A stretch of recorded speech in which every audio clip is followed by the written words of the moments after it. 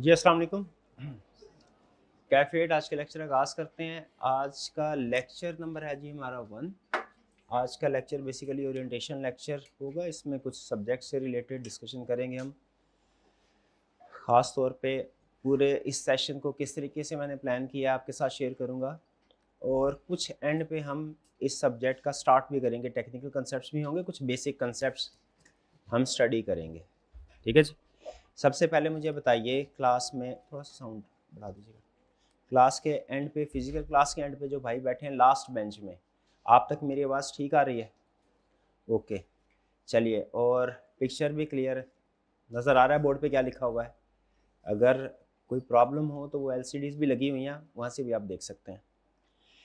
इसके अलावा मुझे बताइए, हमारी हाइब्रिड क्लासेस, 2 हाइब्रिड क्लासेस हैं। मुझे पहले रूम नंबर 6 के बारे में बताइए, जो हमारी इस फिज़िकल क्लास के बिल्कुल साथ वाला रूम है। फिज़िकल क्लास के साथ हाइब्रिड क्लास रूम नंबर 6 है वो। उसमें क्या मेरी आवाज़ ठीक आ रही है? अगर आवाज़ ठीक आ रही है तो एक दफ़ा हाथ उठा दीजिए। हाइब्रिड क्लास, शाबाश। और जो कॉरिडोर में रूम है हमारा, रूम नंबर 4 हाइब्रिड क्लास का, उसमें मेरी आवाज़ ठीक आ रही है तो एक दफ़ा हाथ उठा दीजिए आप लोग भी। चलिए ठीक।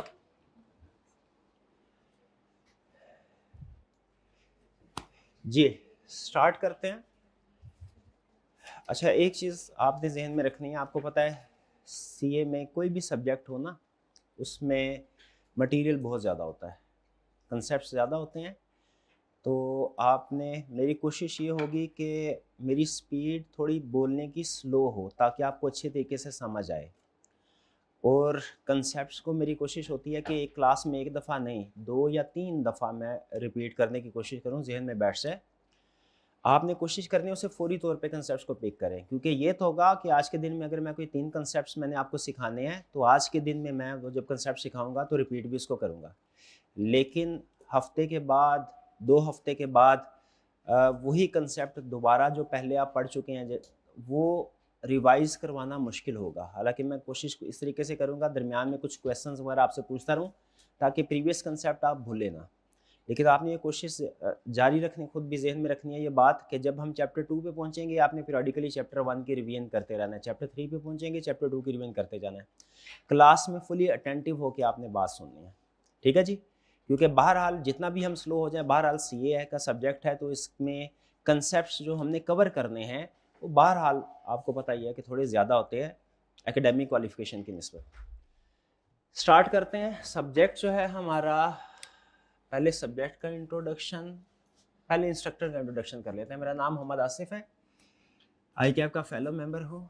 2008 में मैंने सीए क्वालिफाई किया था, तब से उसके बाद 1 साल तक फर्म के साथ अटैच रहा। फिर 2009 में मैंने फुल टाइम बेसिस पे टीचिंग प्रोफेशन को ज्वाइन किया, और तब से आज तक फुल टाइम बेसिस के ऊपर मैं टीचिंग ही कर रहा हूँ। इसमें जो ऑडिट का सब्जेक्ट है, ये मैंने जब टीचिंग स्टार्ट की थी पहले बैच से लेके आज तक कंटिन्यूसली हर बैच में ये सब्जेक्ट पढ़ा रहा हूँ। तकरीबन 17 साल हो गया, लगभग 2008-9 से लगभग 17 साल हो गए। हाँ, सीफैप लेवल पे भी, सीफैप का जो सब्जेक्ट है उस पर भी मैं पढ़ाता हूँ, आई कैप का। तो कोशिश मेरी ये होगी कि आपको इस तरीके से पढ़ाऊँ कि जब आप सीफैप लेवल पे जाएँ, तो इस बैच में, इस सेशन में जो आपका पढ़ा हुआ है सब्जेक्ट, जो कंसेप्ट्स है, वो वहाँ पे भी काम आए। कोशिश करूँगा थोड़ा बहुत उसके साथ लिंक बना दूँ, ऐसा जो आपको फील तो नहीं होगा, लेकिन जब आप सीफैप लेवल पे जाएंगे तो इंशाल्लाह आपको वहाँ पे तकरीबन लगभग 50% कंसेप्ट्स में ऐसे लगेगा कि आपने शायद ये कंसेप्ट पहले पढ़ा हुआ है, और डेफिनेटली पढ़ा भी होगा। तो आपकी सीफैप लेवल की भी स्ट्रॉन्ग बेस इसी बैच में इंशाल्लाह बन जाएगी। सब्जेक्ट के बारे में जानना सबसे ज़्यादा, आज के लेक्चर का जो सबसे अहम आपका टास्क है वो ये है, इस सब्जेक्ट के बारे में जानना। किसी भी पर्सन को आपने, जैसे दोस्त है ना, अगर आप चाहते हैं उसके साथ अच्छा वक्त गुजरे, उसके मिजाज को समझना ज़रूरी होता है। उसे क्या चीज़ पसंद आती है, क्या चीज़ नापसंद आती है, ताकि आप उसके मिजाज के मुताबिक चल सके। उसी तरह जब किसी सब्जेक्ट को आप पढ़ते हैं ना, ऑप्ट करते हैं, इस सब्जेक्ट को हमने सीखना है, ठीक है, तो सबसे अहम चीज़ ये होती है स्टार्ट में कि उस सब्जेक्ट के मिजाज को समझे कि ये सब्जेक्ट है कैसा, इसमें क्या करना होता है, किस तरीके से करना होता है। ठीक है जी। और इस सब्जेक्ट के मिजाज को समझना आपके लिए इसलिए भी ज़रूरी है कि मोस्ट ऑफ द स्टूडेंट्स ने जो इस वक्त ये मुझे सुन रहे हैं, उन्होंने इससे पहले इस सब्जेक्ट को गालिबन नहीं पढ़ा होगा। ठीक है, ज़्यादातर स्टूडेंट्स के लिए ये सब्जेक्ट नया होगा। आप में से कोई स्टूडेंट ऐसा है, ज़रा मुझे बताइए, जिसने इससे पहले ऑडिट का सब्जेक्ट कहीं ना कहीं पढ़ा हो, सीए में या सीए के अलावा किसी और फील्ड में कहीं पढ़ा हो? अगर है तो कोई हाथ उठा दीजिए। हाईबेल क्लास में भी नहीं, एक स्टूडेंट है, दो इक्का दुक्का स्टूडेंट है सिर्फ, ज़्यादातर स्टूडेंट्स ने नहीं पढ़ा। अकाउंटिंग का सब्जेक्ट कितने स्टूडेंट्स ने पढ़ा हुआ है? हाँ शाबाश। अकाउंटिंग का सब्जेक्ट होता है वो आपने इससे पहले पीआरसी से स्टार्ट हो जाता है। मैं आपको एक पहले बड़ी प्रॉब्लम बताना चाह रहा हूँ जो कि हम ऑडिट के टीचर्स को फेस करना पड़ती है। अकाउंटिंग का सब्जेक्ट आप पीआरसी लेवल पे स्टार्ट कर देते हैं और चार्टर्ड अकाउंटेंट बनने जा रहे हैं, आपको पता है अकाउंटिंग बाय डिफ़ॉल्ट आपका फेवरेट सब्जेक्ट होता है। फिर इसके बाद आप जब कैफ लेवल पे आते हैं तो उसमें भी न्यू स्कीम के मुताबिक जो आपका कैफ 1 है वो गालमन आपका एफएआर का पेपर होता है, 2 पेपर हो गए।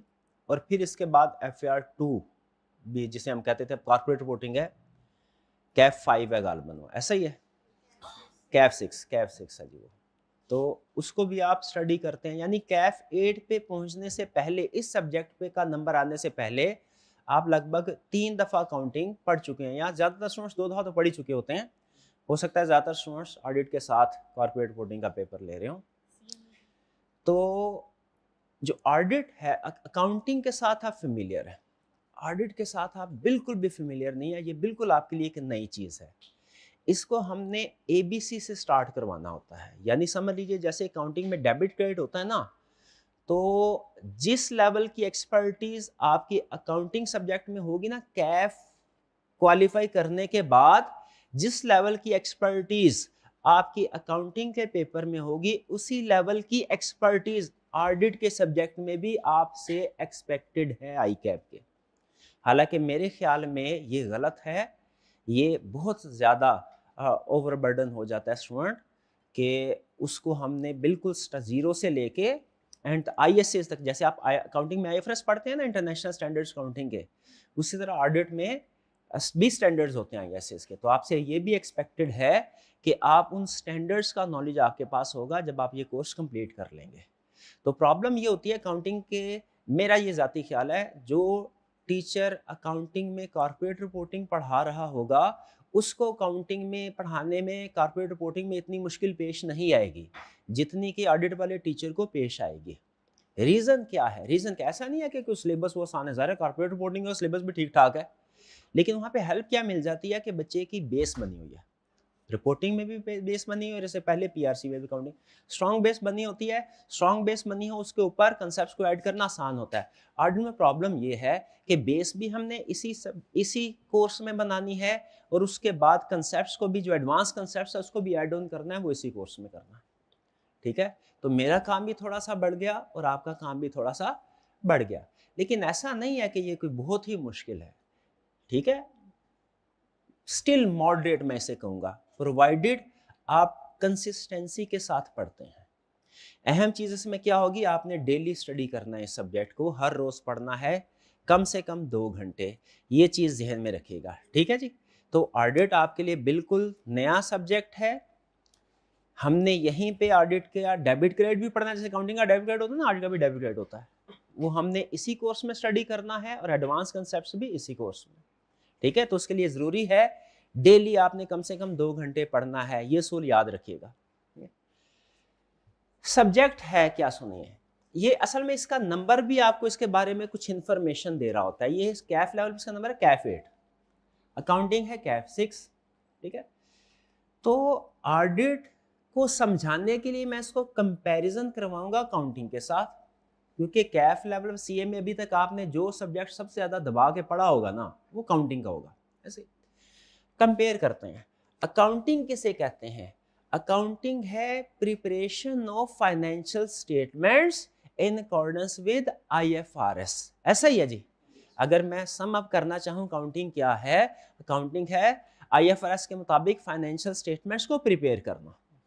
ठीक है, अब ऑडिट क्या है, ऑडिट को कैसे डिफाइन करेंगे?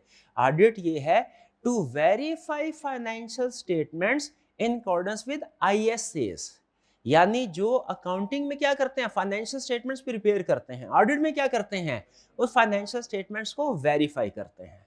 तो अकाउंटिंग क्या है, preparation of financial statements, audit क्या है, verification of financial statements. Accounting के भी इंटरनेशनल स्टैंडर्ड्स है, वो क्या है, IFRS। ऑडिट के भी इंटरनेशनल स्टैंडर्ड्स है, यानी ऑडिट कैसे करेंगे, हर एक हमारी मर्जी नहीं है कि मेरी मर्जी मैं जैसे मर्जी फाइनेंशियल स्टेटमेंट्स बनाऊं, नहीं नहीं, मुझे फाइनेंशियल स्टेटमेंट IFRS के मुताबिक बनानी है, मेरी मर्जी मैं जैसे मर्जी ऑडिट करूं, नहीं नहीं, ऑडिट करने के लिए भी इंटरनेशनल स्टैंडर्ड्स है, उन्हें क्या बोलते हैं, ISAs, international standards on auditing. तो बेसिकली ऑडिट क्या है, ऑडिट है वेरिफिकेशन करना। अच्छा, वेरिफिकेशन बहुत सी चीजों की हो सकती है, हमारे सिलेबस की हद तक वेरिफिकेशन किसकी होगी, वेरिफिकेशन ऑफ फाइनेंशियल स्टेटमेंट्स। तो कोई आपसे पूछिए ऑडिट क्या है, आपने क्या कहना है, ऑडिट क्या है, ऑडिट है वेरिफिकेशन ऑफ फाइनेंशियल स्टेटमेंट्स। हालांकि फाइनेंशियल स्टेटमेंट्स के अलावा और भी इंफॉर्मेशन होती है जिसको हम वेरीफाई कर सकते हैं। न्यू एजुकेशन स्कीम में ICAP ने कैफेट के सिलेबस में कुछ ऐसे इंगेजमेंट्स भी ऐड की हैं जो कि फाइनेंशियल स्टेटमेंट्स के अलावा अदर इंफॉर्मेशन की वेरिफिकेशन है, लेकिन वो एंड वाली बात है, वो तब हम एंड में डिस्कस करेंगे। फिलहाल हमारे लिए ऑडिट क्या है, ऑडिट क्या है, वेरिफिकेशन ऑफ, काउंटिंग क्या है, preparation of financial statements, audit क्या है, वेरिफिकेशन ऑफ, यानी हमने ये चेक करना है कि फाइनेंशियल स्टेटमेंट्स ठीक बनी है कि नहीं बनी ऑडिट में, ठीक है जी। अच्छा, ऑडिट के बारे में एक और बात कही जाती है, ये आपको इनकी प्लेसमेंट से भी, जो कैफ लेवल पे सब्जेक्ट्स की प्लेसमेंट ऐसे भी अंदाजा हो रहा होगा। ऑडिट के बारे में ये कहा जाता है कि जहां पे अकाउंटिंग खत्म होती है वहां से ऑडिट स्टार्ट होता है, ठीक है। तो देखें, कैफ 6 पहले, कैफ 8 बाद में, जहां पे आपकी अकाउंटिंग खत्म हो रही है वहां से ऑडिट, और होना भी ऐसे चाहिए, क्योंकि जब फाइनेंशियल स्टेटमेंट्स प्रिपेयर हो जाएंगी तो फिर हम उसके बाद ही उनकी वेरिफिकेशन स्टार्ट कर सकेंगे ना। ऐसा थोड़ी है कि फाइनेंशियल स्टेटमेंट्स बनी नहीं है और वेरिफिकेशन शुरू हो जाए, ऐसा तो नहीं है। ये भाईजान जब कोई केस स्टडी करेंगे तो केस स्टडी करने के बाद ही मुझे दिखाया गया ना, सर चेक कर ले, इनका काम क्या है, इनकी रिस्पॉन्सिबिलिटी क्या है, केस स्टडीज अटेम्प्ट करना। मेरी रिस्पॉन्सिबिलिटी क्या है, उसको चेक करके बताना कि इन्होंने केस स्टडी ठीक की है कि नहीं की। तो जाहिर है पहले ये केस स्टडी करेंगे, बाद में ही मैं चेक कर सकूंगा, ठीक है। तो ऑडिटर का काम, जहां से अकाउंटिंग का काम जहां खत्म होता है वहां से ऑडिटर का काम शुरू होता है, ये याद रखिएगा। अच्छा, सबसे अहम चीज ये तो हमें पता चल गया कि ऑडिट क्या है, क्या है ऑडिट, क्या किस चीज का नाम है ऑडिट, बताइए, वेरिफिकेशन ऑफ फाइनेंशियल स्टेटमेंट। शाबाश शाबाश। चलिए आगे चलते हैं। अब ये बहुत ही अहम, मैंने आपको बताया था आज के ओरिएंटेशन के लेक्चर में सबसे अहम चीज क्या है, सब्जेक्ट को समझना। सब्जेक्ट को समझने में भी सबसे अहम चीज अब आपके सामने रख रहा हूं, इसको तो बड़े ही अच्छे तरीके से आपने समझना है, ये आज के लेक्चर की रूह है, जान है। जिसने ये कंसेप्ट समझ लिया उसने आज का लेक्चर समझ लिया, ठीक है जी। अच्छा, नेचर, इस सब्जेक्ट की नेचर, मैं जब सरकारी स्कूल में पढ़ता था तो दूसरी तीसरी क्लास में हमें वो टेबल्स याद करवाते थे, तो बोलते थे भाड़े, 2 का भाड़ा, 3 का भाड़ा, 4 का भाड़ा, ऐसे वो ऐसे पढ़ते थे, 2 एकम 2, 2 दूनी 4, 2 तिया 6, ऐसे ही है। किसी स्टूडेंट ने ऐसे पढ़े हुए भाड़े? हाँ, शाबाश। जरा मुझे सुनाइए, 2 का टेबल सुनाए, जैसे मर्जी, जैसे आपने स्कूल में पढ़ा वैसे सुना दे। 2 का टेबल सुनाए मेरे भाई, सुना दे। 2 एकम, आगे बोलते, कोई मसला, सीखने में कोई शर्म नहीं होती, सीखने में कोई शर्म नहीं होती। और जितना आसान हो, जितने आसान अल्फाज में सीखा और सिखाया जाए उतना ही बेहतर होता है, ठीक है। तो कोई शर्म नहीं, बताइए था, आप सुना दें, उर्दू में सुना दे, उर्दू। 2 एकम 2, 2 दूनी 4, 2 3 6, बोलते जाए, बोलते, ठीक है ठीक है ठीक है, 2 3 6, जैसे आपने स्कूल में सीखा है। 2 5 10, 2 6 12, 2 7 14, 2 8 16, 2 9 18, 2 10 20। ठीक है, आप भी सुनाइए जरा, 2 का टेबल सुना दीजिए। हाँ जी, बिल्कुल जैसे मर्जी सुनाते हैं, शाबाश, बिल्कुल ठीक, बिल्कुल ठीक, बिल्कुल ठीक। अच्छा, मुझे ये बताइए, इन्होंने भी बोला 2 दूनी 4, इन्होंने बोला 2 दूनी 4, मतलब वो क्या बोलते हैं, 2 times 2 और 4, जो भी इसको बोलते हैं, ऐसे ही। इन्होंने भी 4 बोला, ठीक बोला कि गलत? ठीक, इन्होंने भी 4 बोला, ठीक बोला कि गलत? अगर ये बोलते 5, गलत होता, और अगर ये बोलते 5 तो भी गलत। पक्की बात है, क्लास में कोई ऐसा स्टूडेंट जिसका ख्याल हो कि ये 2 दूनी 4 नहीं 3 होता है या 5 होता है, क्लास में कोई ऐसा स्टूडेंट? अगर मैं आप सबसे कहूंगा कि मुझे 2 का टेबल लिख के दो तो सारे 4 ही लिखेंगे? ओके, शाबाश शाबाश, बिल्कुल ठीक। ये बात आपने अब अपने जहन में बिठानी है। अगली एग्जांपल, जब मैं दूसरी तीसरी क्लास में था तो एक और सब्जेक्ट होता था इंग्लिश का या उर्दू का, ठीक है। उसमें एक, बल्कि उर्दू की एग्जांपल लेते हैं, उसमें एक मजमून होता था मेरा बेहतरीन दोस्त। मेरा दोस्त है, होता है, लिखते होते थे ना ऐसा है, असलम मेरा दोस्त है, वो मेरे घर के करीब रहे, ऐसा ही है ना। ओके चलिए, मेरा भाई बताइए जरा, मेरा बेहतरीन दोस्त, इसके ऊपर जरा कोई मजमून लिख के बताए, हमें 3-4 लाइनें सुना दे। सुना दे, कोई बात नहीं भाई, सुनाए। अगर मैं इनसे कहूं कि ये मुझे सुना, तो ये इन भाईजान से भी बोला मैंने ऐसे लिखे मजमून लिखे, कोई इन भाई से भी बोला कि मजमून लिखे, ठीक है जी। इन्होंने लिखा असलम मेरा बेहतरीन दोस्त है, इन्होंने लिखा अकरम मेरा बेहतरीन दोस्त है। इनका असलम था, उनका अकरम है। ये भाई लिखेंगे, ये कहेंगे वहीद मेरा बेहतरीन दोस्त है। ऐसा ही है, बताइए कौन सही है कौन गलत? सारे सही हैं। यहां इसे मुझे समझ नहीं आ रही। अच्छा, इन्होंने लिखा असलम के वालिद साहब स्कूल टीचर है, इन्होंने कहा असलम के वालिद साहब वकील है, इन्होंने कहा असलम के वालिद साहब कारोबार करते हैं। बताइए कौन ठीक है कौन गलत? तीन नहीं, मुझे ये समझ नहीं आ रही। जब टेबल की बात हो रही थी तो आपने कहा सर 2 दूनी 4 होगा, जिसने जरा भी फर्क आंसर लिखा वो गलत होगा, जिसने 4 लिखा वो ठीक होगा। अभी आपने यही बोला ना, जिसने 4 की बजाय 5 लिखा वो भी गलत, जिसने 4 की बजाय 3 लिखा वो भी गलत। वहां पे तो जरा सा फर्क होता था तो आप कहते थे सर ये गलत हो गया। यहां पे भी तो डिफरेंस आ रहा है, नाम में फर्क आ रहा है, वालिद साहब के प्रोफेशन में फर्क आ रहा है, और भी कुछ चीजों में फर्क आ जाएगा, और आप कह रहे हैं कि वो ठीक है। क्यों, ऐसा क्यों है? इधर भी आंसर फर्क है, डिफरेंट स्टूडेंट्स का आंसर फर्क है। इधर आप कह रहे हैं सर सबका तीनों का ठीक है। वो मैथ वाले क्वेश्चन जब मैं आपसे पूछा था उसमें आपने कहा सर आंसर अगर फर्क होगा सबका सेम होना जरूरी है, अगर फर्क होगा तो गलत होगा। क्यों? ये सब्जेक्ट की नेचर ऐसी है, मैथ के रूल सबके लिए सेम है, उनमें आप जरा सा भी चेंज करेंगे आप गलत हो जाएंगे, ठीक है। लेकिन कुछ सब्जेक्ट्स ऐसे होते हैं जिनमें सबका कंटेंट सेम नहीं होता, डिफरेंट होता है, बल्कि अक्सर डिफरेंट होता है, होना भी चाहिए, होना भी। ऐसा ही है ना। बताना मैं ये चाह रहा हूं, आपने बेतहाशा अभी तक अकाउंटिंग की होगी और मैंने यही कंसेप्ट आपका हिलाना है आज।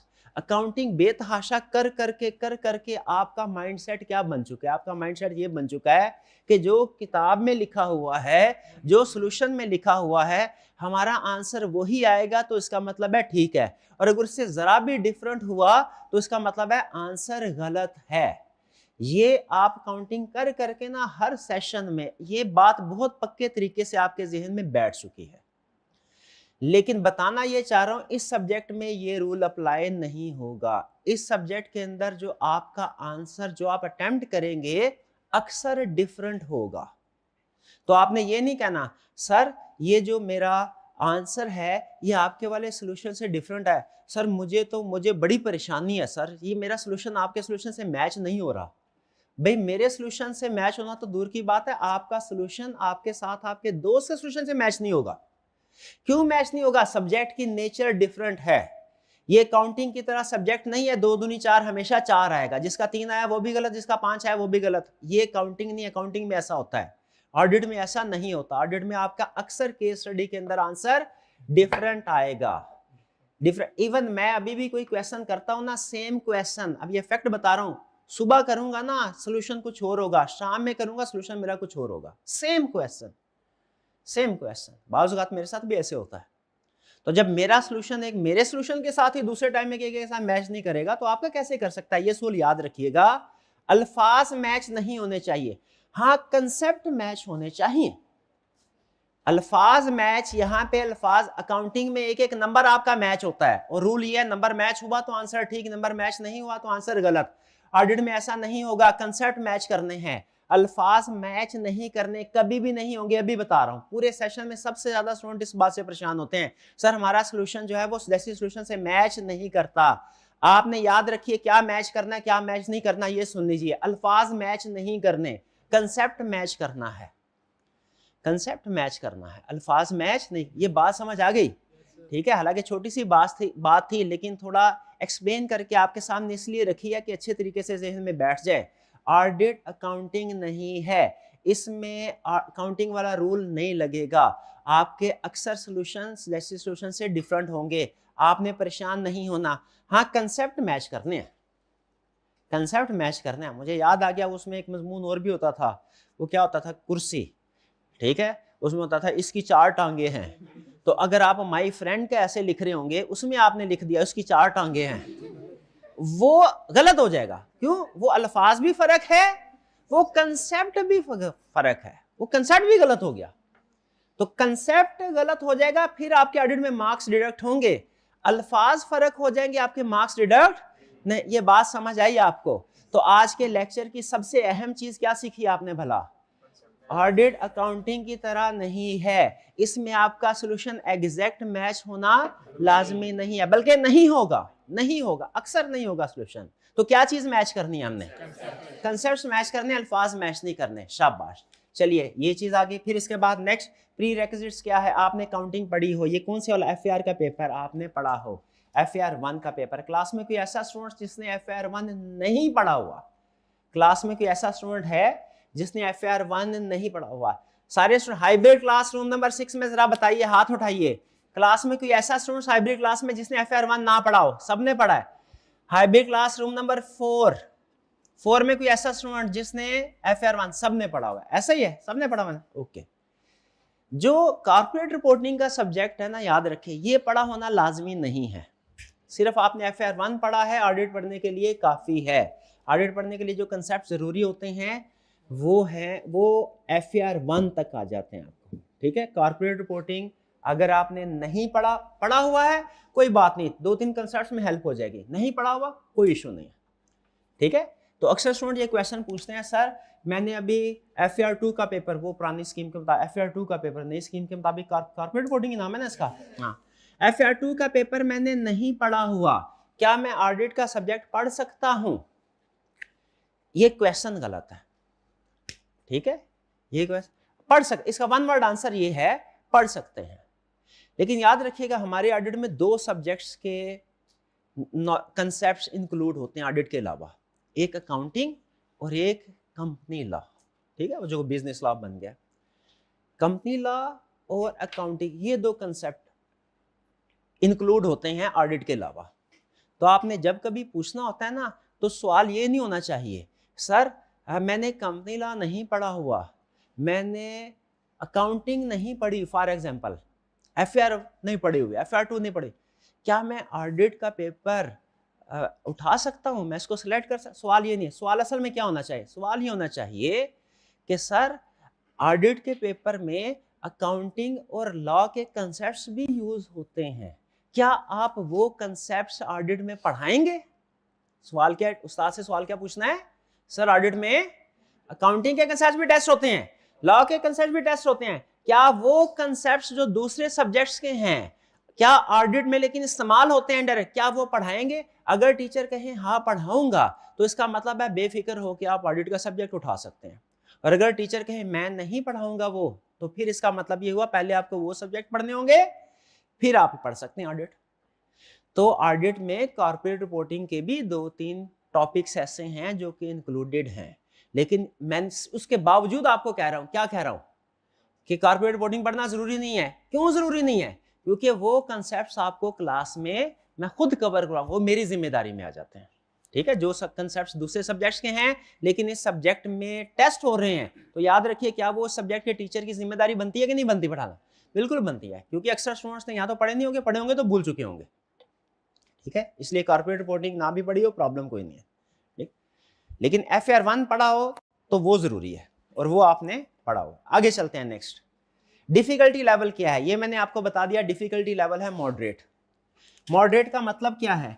इसमें सिलेबस लेंथी है, कंसेप्ट्स बहुत ज़्यादा हैं, और इस दफ़ा ICAP ने मजीद कुछ कंसेप्ट्स ऐड कर दिए न्यू एजुकेशन स्कीम में। कंसेप्ट्स की तादाद ज़्यादा है, और जैसे मैंने बताया बेस 0 है, यानी आपको ABC से स्टार्ट करना पड़ता है बिल्कुल हमें, ठीक है। कोई हेल्प नहीं मिलेगी, मुझे खुद आपको डेबिट क्रेडिट भी सिखाना पड़ेगा ऑडिट का, और फिर उसके बाद एडवांस लेवल पे भी लेके चलना पड़ेगा। प्रॉब्लम कोई नहीं है, सिर्फ एक चीज़, क्या सिलेबस लेंथी हो जाता है, आपने डेली पढ़ना है, तो डेली पढ़ेंगे जी, पक्की बात है। आगे चलते हैं नेक्स्ट। पासिंग परसेंटेज लगभग पिछले अगर 10 सालों की एवरेज निकाली जाए, सब्जेक्ट की एवरेज है 33%, और ये एवरेज जो अकाउंटिंग के पेपर होते हैं ना आपके, जैसे मैनेजमेंट अकाउंटिंग है, जैसे कॉर्पोरेट रिपोर्टिंग है, उससे कम है। कम होने की रीज़न क्या है? रीज़न ये नहीं है कि ये सब्जेक्ट्स डिफ़िकल्ट है, रीज़न ये है इस सब्जेक्ट का स्टूडेंट्स नॉर्मली मिजाज अच्छे तरीके से नहीं समझ पाते, और इसकी प्रैक्टिस करने में प्रॉब्लम होती है। अभी तो सेशन का आगाज़ है ना, आप बड़े कमिटेड है, मोटिवेटेड है, आप कहते हैं सर आप हमसे आज चाहे 4 घंटे रोज़ पढ़ने का भी वादा करवा लें, हम तैयार हैं, ठीक है, ऐसे ही होता है। लेकिन जब आगे रूटीन में आपको असाइनमेंट्स मिलेगी, असल आपका टेस्ट तब होगा कि आप वो 2 घंटे वाली कमिटमेंट पूरी कर पाते हैं कि नहीं कर पाते। अक्सर ऐसा होता है, अकाउंटिंग हमारा फेवरेट टॉपिक, फेवरेट सब्जेक्ट होता है, हम उसको बेतहाशा पढ़ते हैं, वो ऑटोमेटिकली दिल करता है, ठीक है। एक चीज़ क्वेश्चन किया बोरिंग कॉस्ट का, वो आंसर टैली हो गया, अच्छा शाबाश, वो एक आंसर का सही हो जाना ना, वो हमें फ्यूल प्रोवाइड कर देता है अगला क्वेश्चन करने के लिए, हम मोटिवेटेड हो जाते हैं, ऑटोमेटिकली दिल करता है अगला क्वेश्चन भी करें, दूसरा क्वेश्चन भी ठीक हुआ, तीसरा क्वेश्चन भी करें। ऑडिट में क्या होता है, एक तो वैसे ही थ्योरी करते हुए जान जाती है, ठीक है। मैं भी जब स्टूडेंट था ना, तो लिखना जो होता है ना, ये ऐसे वगैरह लिखना मुझे बड़ा मुश्किल काम लगता था, मेरी अपनी जान जाती है, लेकिन फिर भी मजबूरी कुछ ना कुछ काम करना पड़ता है। तो एक तो आपको अपने आप को तैयार करना मुश्किल होगा कि मैंने ये केस स्टडीज को अटेम्प्ट करना है, और अगर कर भी लिया आपने तैयार, तो फिर इसके बाद जब केस स्टडी को सॉल्व करते हैं, सोल्यूशन के साथ कंपेयर करते हैं, उधर कुछ और लिखा होता है, आपने कुछ और लिखा होता है, आप कहते हैं नहीं नहीं नहीं, ये तो पता नहीं क्या लिखा है, कल सर से पूछेंगे कि ये डिफरेंस क्यों है, इसको छोड़ते हैं, दूसरा कोई काम करते हैं। ये दो बड़ी रीजन होंगी, एक थ्योरेटिकल पेपर के क्वेश्चन को सॉल्व करना, ये अपने आप को थोड़ा तैयार करना पड़ता है, समझाना पड़ता है कि मैंने ये काम करना है, खुद से दिल नहीं करता, काउंटिंग का क्वेश्चन करने को खुद से दिल करता है, ऑडिट में खुद से दिल नहीं करता समझाना। और फिर खास तौर पे जब आप क्वेश्चन एक दो अटेम्प्ट करते हैं, सॉल्यूशन मैच नहीं करते, तो आप डिसऑर्ट हो जाते हैं, आपने उससे डिसऑर्ट नहीं होना, कंसेप्ट्स मैच करने, मैंने आपको बताया अल्फाज मैच नहीं करने, और अगर मैच नहीं हो रहे कोई प्रॉब्लम नहीं है, ठीक है जी, उसको पढ़े सीखें, मैच कंसेप्ट्स हो गए, ओके, आगे मूव करना है, तो आपने डेली प्रैक्टिस को नहीं छोड़ना। नेक्स्ट पेपर पैटर्न क्या होगा? पेपर पैटर्न हमारे इस पेपर ICAP के कुछ एग्जाम ऐसे हैं जिनमें MCQs भी होते हैं, ठीक है। हमारे इस ऑडिट के पेपर में कोई मल्टीपल चॉइस क्वेश्चन नहीं है, 1 नंबर का भी नहीं है। दो तरह के क्वेश्चंस होते हैं, एक को हम कहते हैं थ्योरेटिकल क्वेश्चन, एक को कहते हैं केस स्टडीज। थ्योरेटिकल क्वेश्चन क्या होते हैं? रिप्रोडक्शन का क्वेश्चन, रटे वाले सवाल, ठीक है, जिनमें आपने कुछ ना कुछ याद करना होता है। और केस स्टडीज क्या है? एप्लीकेशन बेस्ड क्वेश्चन, जिसमें जो कुछ आपने सीखा हुआ उसको डिफरेंट ऑडिट सिनेरियोज में अप्लाई करना होता है। दो तरह के क्वेश्चन। अगर वेटेज को देखा जाए तो 30% के करीब वेटेज होगी हमारी रिप्रोडक्शन वाले क्वेश्चन की, और 70% के करीब वेटेज होगी केस स्टडी बेस्ड क्वेश्चन की। ICAP आहिस्ता आहिस्ता इसको मजीद चेंज कर रहा है। अब हो सकता है कि आने वाले अटेम्प्ट्स में वो ये जो 30-70 की रेशियो इसको 20-80 कर दे, कि 20% रिप्रोडक्शन का क्वेश्चन और 80% केस स्टडी बेस्ड क्वेश्चन। इसलिए याद रखिए, इस क्लास के अंदर हम कुछ कंसेप्ट्स ऐसे हैं जिनको याद भी करना है। क्यों? क्योंकि हमारा पेपर रिक्वायर करता है कि वो हमसे कुछ रिप्रोड्यूस करवाएगा चीजें, उन चीजों को याद भी करना है, लेकिन हमारा ज्यादा फोकस क्या होगा? मेमोराइजेशन की तरफ नहीं, केस स्टडीज को अटेम्प्ट करने की तरफ। तो आपको केस स्टडीज अटेम्प्ट करने की प्रैक्टिस खास तौर पे करनी है। अब केस स्टडी को किस तरीके से अटेम्प्ट करना है ये आपको सिखाना मेरी जिम्मेदारी है, ठीक है, वो मेरी जिम्मेदारी है। लेकिन आपने क्या करना है, डेली होम असाइनमेंट्स जो आपको दी जाएंगी उनको आपने अटेम्प्ट करते रहना है। पेपर पैटर्न भी हो गया जी। यहाँ पे अब हम लगाते हैं अपना चेक पॉइंट। अभी तक की डिस्कशन में हमने क्या सीखा? इंस्ट्रक्टर का इंट्रोडक्शन और खास तौर पे सब्जेक्ट का इंट्रोडक्शन, जिसमें सबसे अहम चीज हमने क्या सीखी कि ऑडिट क्या है? ऑडिट है वेरिफिकेशन, अकाउंटिंग है preparation of financial statements, financial statements prepare करना, और ऑडिट क्या है? Verification of financial statement. शाबाश। और इस सब्जेक्ट की नेचर के बारे में मैंने आपको क्या बताया है? इस सब्जेक्ट की नेचर है जजमेंटल। जजमेंटल का मतलब क्या होता है? न्यूमेरिकल नहीं है। न्यूमेरिकल क्या होता है? 2 + 2 = 4, ये न्यूमेरिकल है। जजमेंटल क्या है? जजमेंटल का मतलब है जिसमें आपने सोच के फैसला करना होता है। जजमेंट का मतलब क्या? सोच के फैसला करना।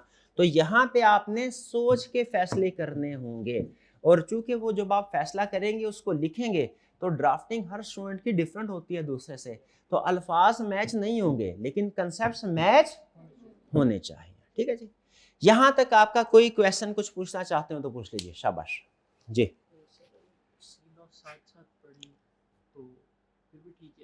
सीला वो कह रहे हैं कि सर कंपनी ला अगर साथ साथ पढ़े तो फिर भी ठीक है, भाई ना भी पढ़े तो फिर भी ठीक है। ऑडिट के लिए मैंने बताया कंपनी ला के कंसेप्ट जरूरी हैं, इसमें यूज होते हैं, कंपनी ला के कंसेप्ट यूज होते हैं और अकाउंटिंग के कंसेप्ट यूज होते हैं, लेकिन इसका ये मतलब नहीं है कि ऑडिट के लिए लाजमी है कि आप ये सब्जेक्ट पढ़ गए हैं, नहीं भी पढ़े मसला कोई नहीं है। क्यों मसला क्यों नहीं है? क्योंकि अगर तो वो आपका ऑडिट का टीचर आपको अकाउंटिंग के और लॉ के कंसेप्ट सिखा रहा है ऑडिट में, तो फिर आपके लिए कोई प्रॉब्लम नहीं है, चाहे पहले से ना पढ़ा हो। लेकिन अगर नहीं सिखा रहा तो फिर आपको पहले वो सब्जेक्ट पढ़ने हैं, फिर उसके बाद आना है। और मैं इस क्लास में ये अपनी जिम्मेदारी ले रहा हूं कि हमारे ऑडिट में किसी भी दूसरे सब्जेक्ट का कोई भी कंसेप्ट अगर यूज होता है, वो कंसेप्ट आपको पढ़ाना मेरी जिम्मेदारी है। लेकिन एक और चीज इनमें रखिएगा, वो कंसेप्ट मैं आपको पढ़ाऊंगा अपने ऑडिट के स्कोप को सामने रखते हुए। ठीक है, जैसे फॉर एग्जांपल अकाउंटिंग का एक कंसेप्ट है, गालबन आप में से कुछ स्टूडेंट्स ने पढ़ा होगा, IAS 10 सब्सिक्वेंट इवेंट्स। ठीक है, वो कंसेप्ट है। अब वो बहुत से कुछ स्टूडेंट्स ने पढ़ा होता है, कुछ स्टूडेंट्स ने नहीं पढ़ा होता, वो मैं आपको एक्सप्लेन करूंगा, सिखाऊंगा क्लास में, लेकिन किस हद तक, जिस हद तक ऑडिट में यूज होता है। यानी उस नॉलेज की बेस पे आप ऑडिट का पेपर तो दे सकते हैं, लेकिन उस नॉलेज की बेस पे काउंटिंग का पेपर नहीं दे सकते। आप काउंटिंग के टीचर को जाके ये नहीं कह सकते सर हमें IAS 10 ना पढ़ाएं, क्यों, हमने ऑडिट में सीख लिया। नहीं नहीं नहीं, ऑडिट वाले टीचर ने जो सिखाया है वो ऑडिट के पॉइंट ऑफ व्यू से सिखाया है। अकाउंटिंग वाले टीचर जो आपको सिखाएंगे काउंटिंग के पॉइंट ऑफ व्यू से सिखाएंगे। जैसे एक छोटी सी एग्जांपल मैं आपके सामने रखता हूं, काउंटिंग में कंसेप्ट और होता है, जो ऑडिट में एक और कंसेप्ट है काउंटिंग का जो इस्तेमाल होता है, वो है IAS 16 में आपने पढ़ा होगा। IAS 16 अलाउ करता है रिवैल्यूएशन मॉडल। रिवैल्यूएशन मॉडल में एक रूल ये होता है कि आपने जब रिवैल्यूएशन करनी है, इंटायर क्लास की रिवैल्यूएशन करनी है, सिलेक्टिव एसेट्स की रिवैल्यूएशन नहीं करनी। ऐसा ही है। अब ऑडिट में ये कंसेप्ट टेस्ट होगा कि एसेट्स रिवैल्यूड अमाउंट पे शो करवाए जा सकते हैं, ये भी टेस्ट होगा, और ये भी टेस्ट होगा कि सिलेक्टिव रिवैल्यूएशन नहीं करनी चाहिए, एंटायर क्लास की रिवैल्यूएशन करनी चाहिए। लेकिन यहाँ पे रिवैल्यूएशन की कैलकुलेशन कभी भी नहीं हम करेंगे। रिवैल्यूएशन की एडजस्टमेंट्स क्या होती है, उसमें डेफर्ड टैक्स का इंपैक्ट क्या होता है, या दूसरा सरप्लस है उसको कैसे रिकॉर्ड करना है, ये सारी चीजें हम ऑडिट में नहीं सीखेंगे। क्यों? ऑडिट के पेपर में टेस्ट नहीं करता, ये काउंटिंग में टेस्ट करता है। ठीक है जी, तो कोई भी दूसरा सब्जेक्ट का कंसेप्ट ऑडिट में अगर इंक्लूडेड है तो वो मेरी जिम्मेदारी है, वो मैं आपको कवर कराऊंगा। आपको उसके बारे में कतई कोई परेशान होने की जरूरत नहीं है। बस एक चीज, FAR 1 पढ़ा हो आपने, कैफ 1 जो है न्यू स्कीम के मुताबिक वो पढ़ा हो, वो पढ़ा हुआ है, बस इसके अलावा आपसे कुछ रिक्वायर्ड नहीं है। और की क्वेश्चन, हाइब्रिड क्लासरूम नंबर 4 में कोई क्वेश्चन, हाइब्रिड क्लासरूम नंबर 6 में कोई क्वेश्चन, बताइए जल्दी से बताइए। अगर कोई क्वेश्चन नहीं है तो नो क्वेश्चन कह दीजिए एक दफा, शाबाश। हाइब्रिड क्लास नो क्वेश्चन, चलिए थोड़ा सा ऊंची बोलिए मेरे भाई जरा, नो क्वेश्चन। चलिए आगे चलते हैं। नेक्स्ट, कोर्स कवरेज, ये बल्कि mode of learning, online learning, इसको भी छोड़े। कुछ एडवाइसेस आपके लिए, ठीक है, अमल करेंगे आप ही का फायदा, ना करेंगे तो आपकी मर्जी है, लेकिन बताना मेरा फर्ज है। ये कुछ चीज़ें ऐसी है जैसे शायद कुछ अंडरस्टूड किस्म की चीज़ें हैं, लेकिन फिर भी आपके सामने रखना ज़रूरी है। कुछ एडवाइसेस मेरी हैं फिजिकल स्टूडेंट्स और ऑनलाइन स्टूडेंट्स, दोनों तरह के स्टूडेंट्स के लिए। भाई AC ऑन करवा दें, मेरे को गर्मी क्यों लग रही है, मुझे AC ऑन करवा दें। फिजिकल स्टूडेंट्स ये बंद करवा दें, अच्छा। फिजिकल स्टूडेंट्स और ऑनलाइन दोनों तरह के स्टूडेंट्स के लिए मेरी कुछ एडवाइसेस हैं। पहली एडवाइस मैंने आपको क्या बोली, 2 घंटे हर रोज पढ़ना है। हर रोज 2 घंटे का मतलब ये है कि डेली पढ़ना है। इसका ये मतलब नहीं है कि वीकेंड पे आपने अगर 14 आवर्स पढ़ लिया, 14 घंटे, 2 साथ 14 घंटे पढ़ लिया, पूरे हफ्ते का हक अदा हो गया, ऐसा नहीं होगा। साइकोलॉजिस्ट ने रिसर्च की, उन्होंने बोला to education psychologist 2 + 2 is greater than 5। इसका मतलब क्या है? इसका मतलब ये एक स्टूडेंट 5 घंटे कंसेक्यूटिव पढ़ता है, दूसरा स्टूडेंट 2 घंटे कंसेक्यूटिव पढ़ता है, ब्रेक लेता है, फिर उसके बाद 2 घंटे पढ़ता है, किसकी परफॉर्मेंस ज्यादा होगी? 2 + 2, जिसने इंटरवल के साथ पढ़ा। इसीलिए हर रोज 2-2 घंटे पढ़ना, इसकी प्रोडक्टिविटी ज्यादा होगी। वीकेंड के ऊपर 8-10 घंटे पढ़ लेना, इससे वो प्रोडक्टिविटी आपको नहीं मिलेगी। तो डेली पढ़ना है क्या, 2 घंटे। फिर इसके बाद आपको पता है लर्निंग कर्व पता है ना आपको। जब आप काउंटिंग का पहला क्वेश्चन करते हैं ना, जैसे फॉर एग्जांपल मैंने एक दफ़ा ये जब मैं स्टूडेंट था तो कैलकुलेशन की थी, बैंक रिकंसिलिएशन स्टेटमेंट का पहला क्वेश्चन मेरा उस वक्त टाइम लेके जाता 15 मिनट, दूसरा क्वेश्चन लगभग 12 मिनट, और तीसरा क्वेश्चन 8 से 9 मिनट में हो जाया करता था। शायद आपने भी ये चीज़ ऑब्जर्व की हो कि जब आप थोड़ा आधा पौना घंटा काउंटिंग कर लेते हैं ना, कैलकुलेटर पे हाथ चलना शुरू हो जाता है, उसके बाद नेक्स्ट क्वेश्चन में स्पीड ऑटोमेटिकली बढ़, ये लर्निंग कर्व कहलाता है। लर्निंग कर्व से फायदा तो होता है, एफिशिएंसी बढ़ती है, लेकिन लर्निंग कर्व को किल कर देती है डिस्ट्रैक्शन। अगर आपने पहला क्वेश्चन किया है ना 15 मिनट में, दूसरा क्वेश्चन करने लगे हैं, बेल हुई, आप उठ के गए दरवाजे पे, देखा कौन है, उसके बाद दरवाजा बंद किया, वापस आए, आपका लर्निंग कर्व 0 से स्टार्ट होगा।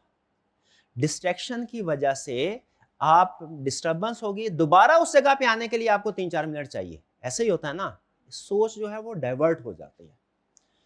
दुनिया में सबसे बड़ी डिस्ट्रैक्टिंग डिवाइस है मोबाइल।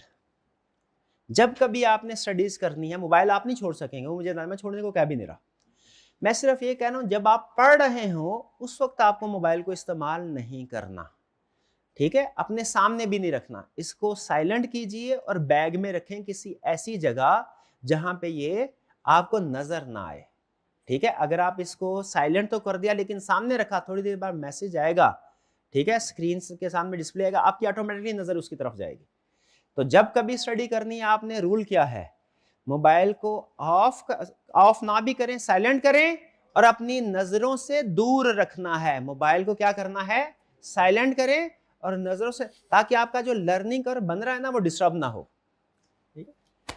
फिर इसके बाद कोशिश करें, ये जो सब्जेक्ट है ना हमारा, ये रिकमेंडेशन है, लाजमी नहीं है, ये मॉर्निंग टाइम में पढ़ें। मॉर्निंग टाइम में हम फ्रेश होते हैं, ठीक है? इवनिंग टाइम में हम एग्जॉस्ट हुए होते हैं, ठीक है? ये मैं अपने पर्सनल एक्सपीरियंस की बेस पे कह रहा हूँ। इवनिंग में मैं अकाउंटिंग जो होता है ना, अकाउंटिंग वाले सब्जेक्ट्स, वो मैंने इवनिंग में रखे होते थे, क्योंकि जब आप एग्जॉस्ट होते हैं, थके होते हैं, तो उस टाइम में काउंटिंग चल जाती है, कैलकुलेशंस होती हैं, चल जाती है। लेकिन ऐसा सब्जेक्ट जिसको आपने पढ़ना हो, उसको समझना है, उस पर गौर करना है, उसके लिए फ्रेश माइंड चाहिए होता है, ठीक है? तो शाम में अगर वही चीज़ मैं पढूं, मुझे 1 घंटा लगता है, मॉर्निंग में वही चीज़ पढूं, वो 35-40 मिनट में मेरी क्लियर हो जाती है।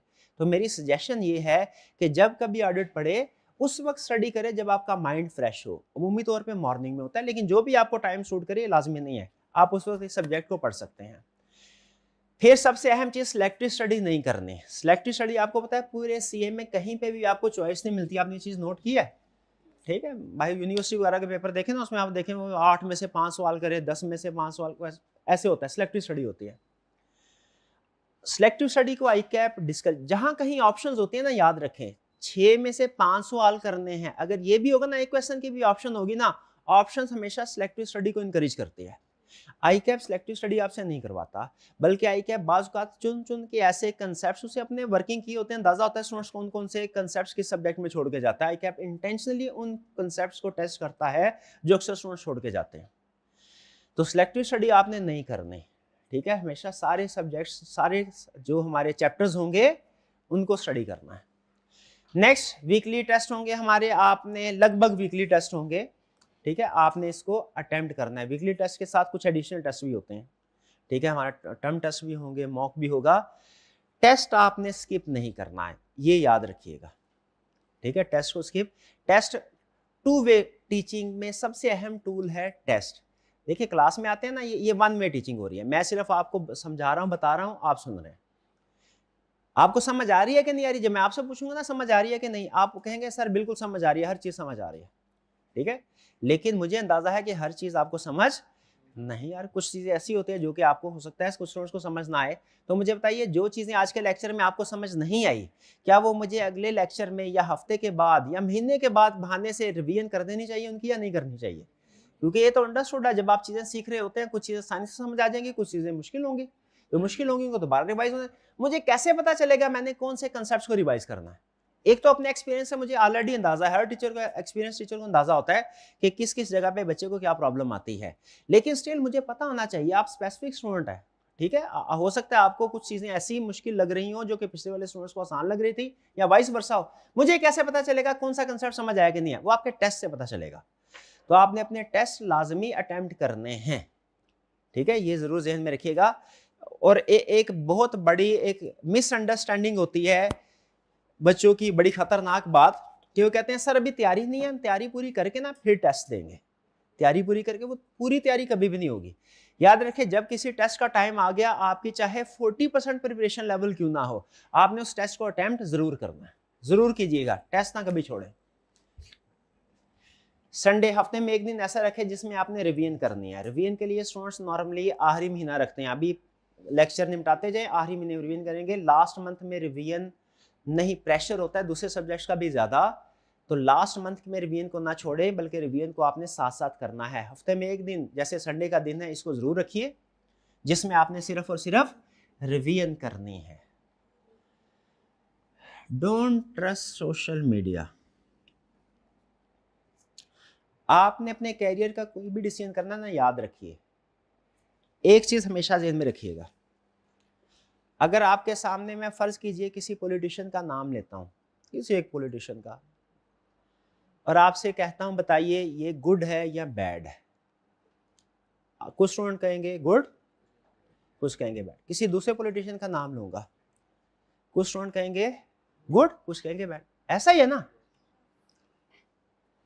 अगर किसी एक सूल याद रखिएगा, टीचर जो होता है ना, टीचर, उसको इम्पार्शल होना जरूरी है। मैं अगर इम्पार्शल हूँगा ना किसी, तभी आपको सिखा सकूंगा। तो हमने इंटेंशनली अपने आप को इम्पार्शल रखना होता है। एक चीज़ याद रखिएगा, दुनिया में अगर आप किसी इंसान से आज तक नहीं मिले और आप उसे गलत समझते हैं, उसके बारे में नेगेटिव थॉट रखते हैं, वो भी एक कैंपेन की वजह से है। और दुनिया के किसी पर्सन से आप कभी नहीं मिले और उसे आप अच्छा समझते हैं, वो भी एक कैंपेन की वजह से है। बैकएंड पे कैंपेन चलती है। ये जो आज की ये एज है ना, इसे इंफॉर्मेशन एज बोलते हैं, ठीक है। सोशल मीडिया में आपसे अगर कहूँ, फॉर एग्जांपल, सोशल मीडिया सबसे पहले जहन में हमारे फेसबुक आता है। क्या आप कहेंगे sir Facebook social media? Facebook याद रखिए आज के दुनिया, और आपके बिजनेस पॉइंट ऑफ व्यू से आपको बता रहा हूँ, सोशल मीडिया प्लेटफॉर्म नहीं है। इनिशियली ये था सोशल मीडिया प्लेटफॉर्म, अब ये बिजनेस प्लेटफॉर्म है। इस पे बिजनेस होते हैं। फेसबुक पे क्या होते हैं? बिजनेस होते हैं। इवन जो फेसबुक बनाने वाले हैं वो ये इस बात का एतराफ़ करते हैं कि अब हमारे लिए, हम जो पॉलिसी मेकिंग जो स्ट्रेटजीज बना रहे होते हैं ना, वो इसको एज सोशल मीडिया प्लेटफॉर्म नहीं बना रहे होते, एज बिजनेस प्लेटफॉर्म बना रहे होते हैं, ठीक है। तो आपके कैरियर के जो आपने जो भी डिसीजन करने होते हैं ना, ये मेरी एक आपको एडवाइस है, जो भी डिसीजन करने होते हैं वो आप हमेशा उस पर्सन के साथ मिलके कीजिए जिसको आप जानते हैं, ठीक है, जिसको आप जानते हैं, जो आपका वेल विशर है। सोशल मीडिया पे डिफरेंट कैंपेन चल रही होती हैं, इनकी बेस पे आप अपनी जिंदगी का कोई भी अहम डिसीजन ना कीजिए। आप प्रोफेशनल है, आपने खुद रिसर्च करनी है हर चीज की, ठीक है, और उसके बाद जो भी फिर आपका दिल मुतमिन हो उसके मुताबिक आप फैसला कीजिए। आगे चलते हैं।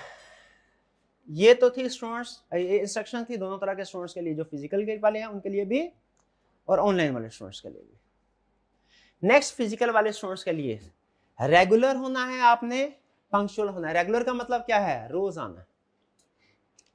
हमारा सिलेबस क्विकली मूव करता है, सीए का हर सब्जेक्ट ऐसा ही है। उसमें अगर आप एक छुट्टी करते हैं ना, मैं आईकॉम बीकॉम भी किया, बीकॉम में क्या होता था, हफ्ता छुट्टी करता था मैं, हफ्ते के बाद जाते थे, वो टॉपिक वही चल रहा होता था, कोई प्रॉब्लम नहीं होती थी। सीए में आप एक दिन छुट्टी करेंगे ना, आपको उस टॉपिक के जितने भी क्वेश्चन उसके बाद करेंगे, हर क्वेश्चन में फील होगा कि कोई ना कोई चीज़ आपको समझ नहीं आ रही। तो यहाँ पे आपने किसी भी कोशिश करनी है कि छुट्टी हरगिज ना कीजिए। फिर उसके बाद पंक्चुअल। पंक्चुअल का मतलब क्या है? टाइम पे आना है, वक्त पे आना है आपने। क्लास में अटेंटिव होना है। अटेंटिव होने का मतलब यह खास तौर पे मोबाइल की तरफ नहीं देखना। पूरी क्लास में पहले मिनट से लेके आखिरी मिनट तक मोबाइल की तरफ आपकी नज़र नहीं जानी चाहिए, अटेंशन डाइवर्ट होती है। क्वेश्चन ज़्यादा से ज़्यादा कीजिए। अच्छा, क्वेश्चन कैसे करने ये भी सुन लीजिए। जब मैं ऐसे आपके साथ शेयर कर रहा हूँ ना, लेक्चर डिलीवर कर रहा हूँ, आपने इसके दरमियान में मुझसे क्वेश्चन नहीं पूछना। मैं खुद दरमियान में चेक पॉइंट बोलूंगा, मैं कहूँगा ये चेक पॉइंट आ गया। चेक पॉइंट का मतलब ये है कि मैंने लॉजिकल अपने लेक्चर को 3-4 हिस्सों में डिवाइड किया होता है। जब मैं लॉजिकल पार्ट कंप्लीट कर लूंगा, वहां पे खुद से रुकूंगा और आपसे पूछूंगा कोई क्वेश्चन है तो पूछ लीजिए। आपने उस टाइम पे क्वेश्चन पूछना है, दरमियान में क्वेश्चन नहीं पूछना, क्योंकि वो एक तो टेम्पो टूट जाता है और दूसरा बात बहुत ऐसा होता है कि वो हमें अंदाज़ा होता है उस्ताद को कि बच्चा यहाँ पे क्या क्या सवाल पूछेगा। तो कई दफ़ा ऐसे होगा कि कोई क्वेश्चन आपके जहन में आएंगे, लेकिन चूंकि मैंने आपको मना किया कि अभी नहीं पूछना, आप अपने आप को रोक लेंगे, ठीक है, लिख लेंगे साइड पे क्वेश्चन में पूछना, लेकिन थोड़ी देर बाद आपको फील होगा उस क्वेश्चन का आंसर ऑटोमेटिकली आपको मिल गया है, ठीक है। तो अगर बहरहाल इन केस फिर भी अगर क्वेश्चन का आंसर नहीं मिलता तो आपने क्या करना है, जब आपको मैं ब्रेक लगा क्वेश्चन में चेकमेट लगाऊं तो आपने उस वक्त क्वेश्चन और ज्यादा से ज्यादा क्वेश्चन पूछिए। एक चीज हमेशा जहन में रखिएगा, हाथी, आपके जहन में आया हाथी का इमेज बना? हमारे लेक्चर से इररेलेवेंट है ना, ये सच में इररेलेवेंट है। इससे पहले जितनी भी डिस्कशन हुई आपके जहन में हाथी आया था? क्यों नहीं आया था? मैंने बोला ही नहीं। अब आया जहन में, क्यों? मैंने बोला। तो याद रखें, जब तक उस्ताद इररेलेवेंट चीज डिस्कस नहीं ना करेगा, आपके जहनों में इररेलेवेंट कंसेप्ट या सवाल आ ही नहीं सकता। बहुत से स्टूडेंट ये समझते हैं मेरे जहन में जो सवाल है पता नहीं भूंगा सा सवाल होगा, मैं पूछूंगा पता नहीं मेरे को इंसल्ट ही ना हो जाए, सारे हंसना शुरू कर देंगे। आ ही नहीं सकता। 17 साल हो गए, हर साल में 2 बैच होते हैं और सम टाइम हम एक सेशन के अंदर मल्टीपल बैच पढ़ा रहे होते हैं। आज तक कितने स्टूडेंट्स ने क्वेश्चन पूछे होंगे? वैसे कितने स्टूडेंट्स ने क्वेश्चन पूछे होंगे? 1 या 2 क्वेश्चंस के अलावा आज तक किसी बच्चे ने इररेलेवेंट सवाल नहीं पूछा। क्यों? क्योंकि मेरी कोशिश होती है कभी इररेलेवेंट डिस्कशन ना कर। तो आपके जहन में जो भी क्वेश्चन है, आपको जितना मर्जी भूंगा लगे, देखिए क्वेश्चन भूंगा है या अच्छा है वो मैंने डिसाइड करना है, वो आपने डिसाइड नहीं करना, आप उसको जरूर पूछिए, ठीक है। मुझे इससे हेल्प ये मिलती है कि जब आप क्वेश्चन पूछते हैं मुझे पता चल जाता है बच्चे का माइंड किस जगह पे काम कर रहा है, इस वक्त बच्चा किस जगह पे खड़ा है। मैं उस जगह पे आगे फिर लेक्चर को आगे उसके साथ जोड़ के आगे चलता हूँ, ठीक है। तो क्वेश्चन जब मैं आपसे पूछूं, आपने कोशिश करनी है कि ज्यादा से ज्यादा क्वेश्चन पूछ लें, ठीक है। जब मैं आपसे कहूं कि क्वेश्चन अब पूछ सकते हैं, ठीक है जी। तो ये था हमारा आस्क क्वेश्चन। और नेक्स्ट है सिलेक्ट हॉस्टल एंड मेट्स। ऐसे स्टूडेंट्स जो दूसरे शहरों से आए हैं भाईजान, इतनी कुर्बानी दे के यहाँ आए हैं, ठीक है। एक तो घर वालों से दूर होना, ये बड़ी कुर्बानी है, ठीक है। हर बंदा एक जैसा स्ट्रॉन्ग नहीं होता, कुछ बंदे ऐसे होते हैं इमोशनली अटैच होते हैं, होम सिकनेस हो जाती है, वो एक बड़ी कुर्बानी है। फिर इसके अलावा सारे काम खुद करने। हॉस्टल वालों के लिए मैं ये क्या करता हूँ, सीए जो है ना वो डबल मुश्किल हो जाता है, ठीक है। बहुत से काम उन्हें जो घर वाले ऑलरेडी खुद करने पड़ते हैं। तो आप लोगों ने जहाँ इतनी कुर्बानी दी है ना, थोड़ी सी कुर्बानी और दीजिए। क्या? अच्छा हॉस्टल सेलेक्ट कर लें, ऐसा हॉस्टल जिसमें कम से कम मिनिमम इतना माहौल हो कि आप पढ़ सके, कोई डिस्टर्बेंस ना हो, या अपने बैचमेट्स जो होते हैं, रूममेट्स होते हैं ना, वो अच्छे होने चाहिए आपके। बहुत से स्टूडेंट ऐसे होते हैं बाकी अपनी परेशानियों का जिक्र कर रहे होते हैं कि रूममेट्स की वजह से वो पढ़ नहीं पाते, वो घूमने फिरने वाले होते हैं, ठीक है। तो कोशिश करना है आपने हॉस्टल अच्छा सेलेक्ट कर लें और रूममेट्स जो हैं वो ऐसे सेलेक्ट कर लें जो पढ़ने पढ़ाने वाले हों, और कोशिश करें दोस्त भी अपने ऐसे सेलेक्ट करें, ठीक है। एक फार्मूला बताता हूँ आपको, जाहिर है हमें भी किसी ने बताया हुआ है, हम आगे आपको बता रहे हैं, आप आगे किसी और को शायद बताएंगे। अगर आप टीचर बनना चाहते हैं जिंदगी में, 5 टीचर्स के साथ दोस्ती कर लें। वकील बनना चाहते हैं, 5 वकीलों के साथ दोस्ती कर लें। अमीर बनना चाहते हैं, 5 अमीरों के साथ दोस्ती कर लें। आप जैसे माहौल में रहेंगे ना, आप वैसा ही बन जाएंगे, ठीक है। तो इसीलिए अगर आप इस वक्त दोस्त बनाएंगे ना, जिस बेस पे दोस्त बनाएंगे, जिस बेस पे दोस्त बनाएंगे, आप भी वैसा ही बन जाएंगे। तो कोशिश करें, अगर आप पढ़ने वाले हैं, पढ़ना चाहते हैं, तो ऐसे लोगों को, ऐसे स्टूडेंट्स को दोस्त बनाएं जो खुद भी पढ़ने वाले हैं। अगर आप सैरो तफरी करने का शौक रखते हैं तो फिर आपको ऐसे लोगों को दोस्त बनाना चाहिए जो सैरो तफरी करते हैं। तो इसलिए मैं आपको भी एडवाइस दे रहा हूं कि हॉस्टल को सिलेक्ट करना है अच्छे तरीके से, और जो दोस्त बनाने हैं वो भी आपने बड़ा केयरफुली बनाना है, ठीक है उनको, वरना आप भी उन जैसे हो जाएंगे या वो आप जैसे हो जाएंगे, ऐसे ही होगा। ऑनलाइन स्टूडेंट्स के लिए इंस्ट्रक्शंस क्या हैं? ऑनलाइन स्टूडेंट्स के लिए इंस्ट्रक्शंस ये हैं कि आपने ऑनलाइन वाले स्टूडेंट्स के लिए, खास तौर पे आपके लिए बोल रहा हूं, लैपटॉप और कंप्यूटर पे लेक्चर लीजिए, मोबाइल पे लेक्चर ना लीजिए। मोबाइल के कभी लेक्चर नहीं लेना। एक तो ये कि स्क्रीन छोटी होती है, वो विजन में जब जो चीज़ छोटी होती है ना, उसका इम्पैक्ट भी हमारे जहन में कम पड़ता है, जो चीज़ बड़ी होती है उसका इम्पैक्ट भी ज़्यादा होता है, ठीक है, सिनेमा हॉल में जाके मूवी देखे ना, उसका कुछ और ही मजा होता है, वो कुछ और ही इम्पैक्ट आ रहा होता है उसका। ठीक है, मोबाइल पे वही मूवी देखेंगे आपको इतना मजा नहीं आया, ऐसे ही होता है ना, साउंड इफेक्ट भी अलग होता है उसका व्यू भी अलग होता है। तो इसलिए मोबाइल जो है ना छोटी सी स्क्रीन है, इस पर तो शायद आपको अल्फाज सही तरीके से नजर भी ना आ रहे हो बाज़ औक़ात। तो हमेशा याद रखें, मजबूरी हो मोबाइल इस्तेमाल करना चाहते हैं कर ले, लेकिन कोशिश करनी है जब कभी लेक्चर लेना है लैपटॉप और कंप्यूटर पे। मोबाइल पे वैसे भी हर 10-15 मिनट के बाद कोई ना कोई मैसेज आ रहा होता है, बल्कि 10-15 मिनट भी ज़्यादा है, वो 5-7 मिनट में कोई ना कोई नोटिफिकेशन भी आ रहा होता है, अटेंशन डाइवर्ट होती है। आपको बताया ना दुनिया में सबसे ज़्यादा डिस्ट्रैक्टिंग, मोस्ट डिस्ट्रैक्टिंग डिवाइस कौन सी है? मोबाइल। मोबाइल, ठीक है जी।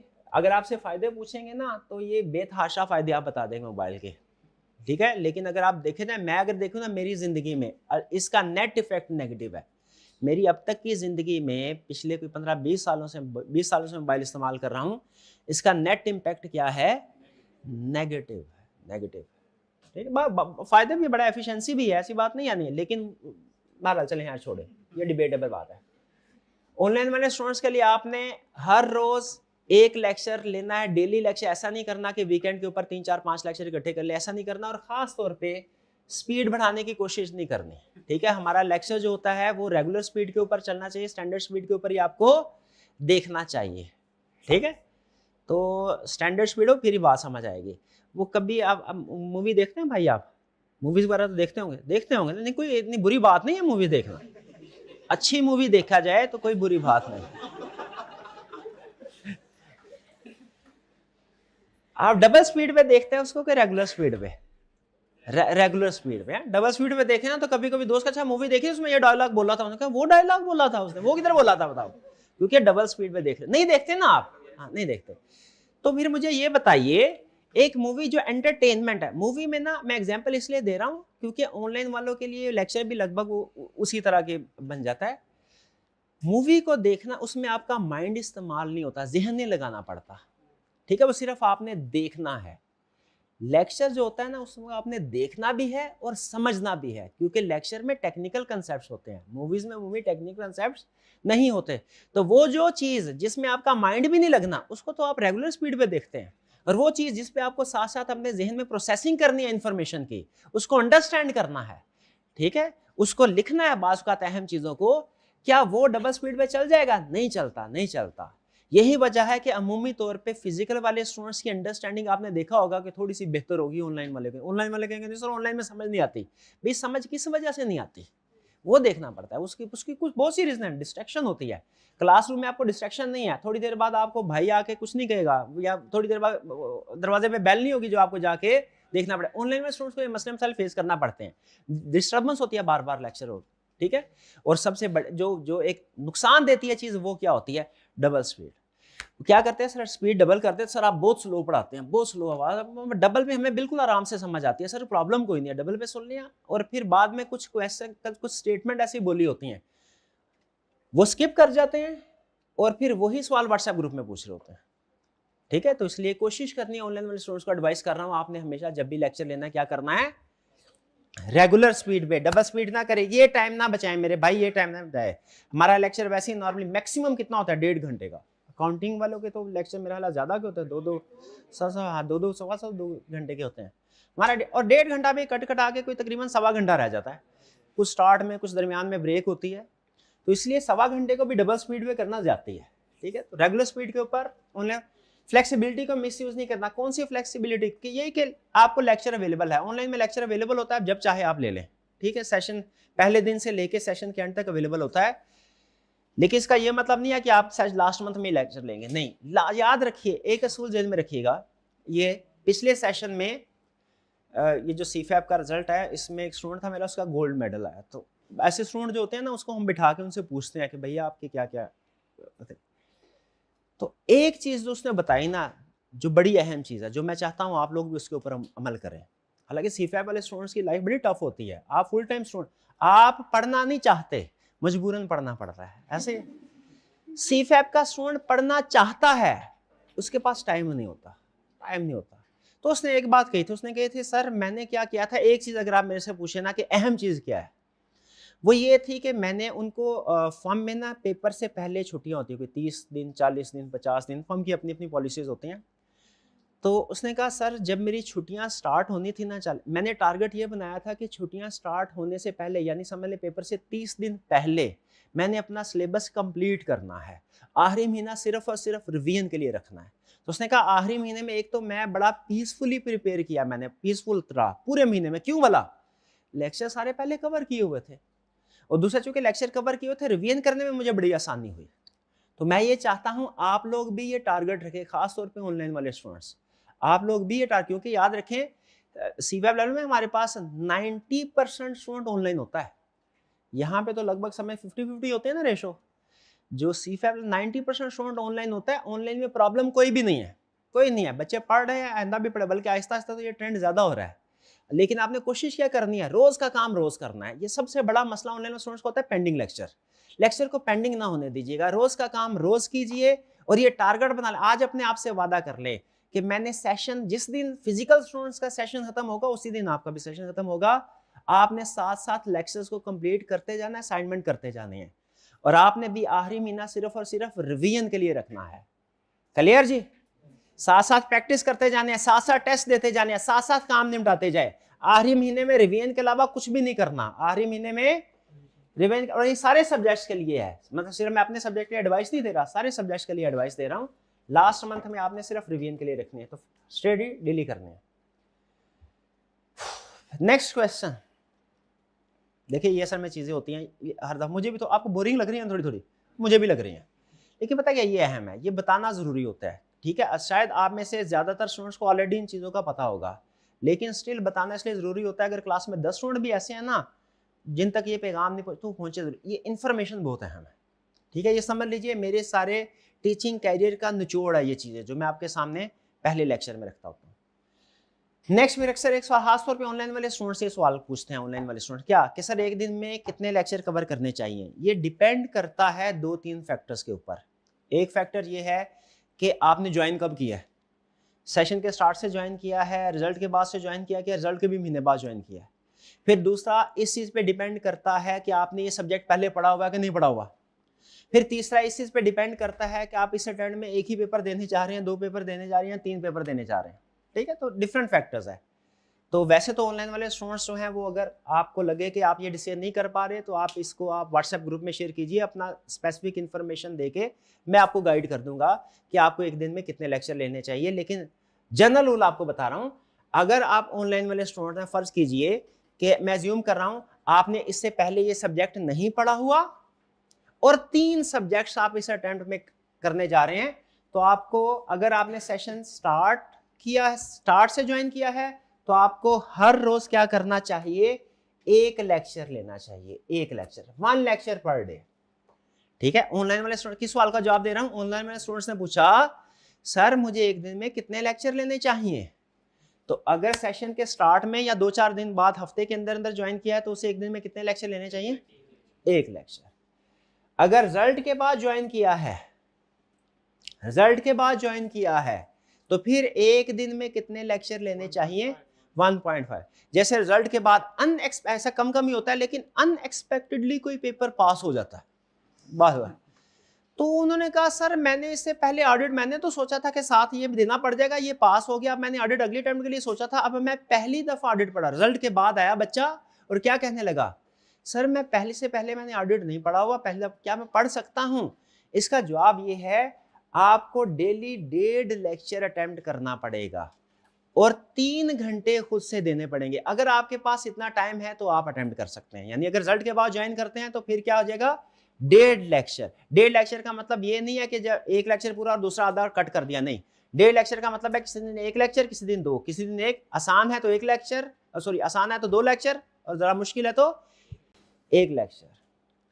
और अगर रिजल्ट के भी 1 महीने बाद, रिजल्ट ये वाली ऑप्शन सिर्फ उन स्टूडेंट्स के लिए है जो रिपीटर्स हैं। बाज़ औक़ात ऐसा होता है, आपको तो शायद क्वेश्चन अजीब लगे, रिजल्ट आने के बाद, अब से तकरीबन महीने बाद रिजल्ट आना है, रिजल्ट आने के भी महीने बाद स्टूडेंट कहता है सर मैं अभी ज्वाइन कर लूं ऑडिट तो पास हो जाएगा। तो अगर आप फ्रेश स्टूडेंट है तो आपने फिर उस टाइम पे ज्वाइन नहीं करना।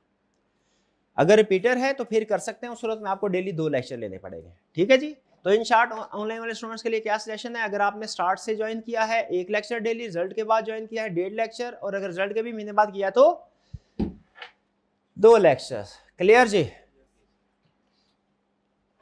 स्टडी मटेरियल कौन सा यूज करना है आपने, आई कैप की बुक को कोशिश करें हाथ भी ना लगाएं।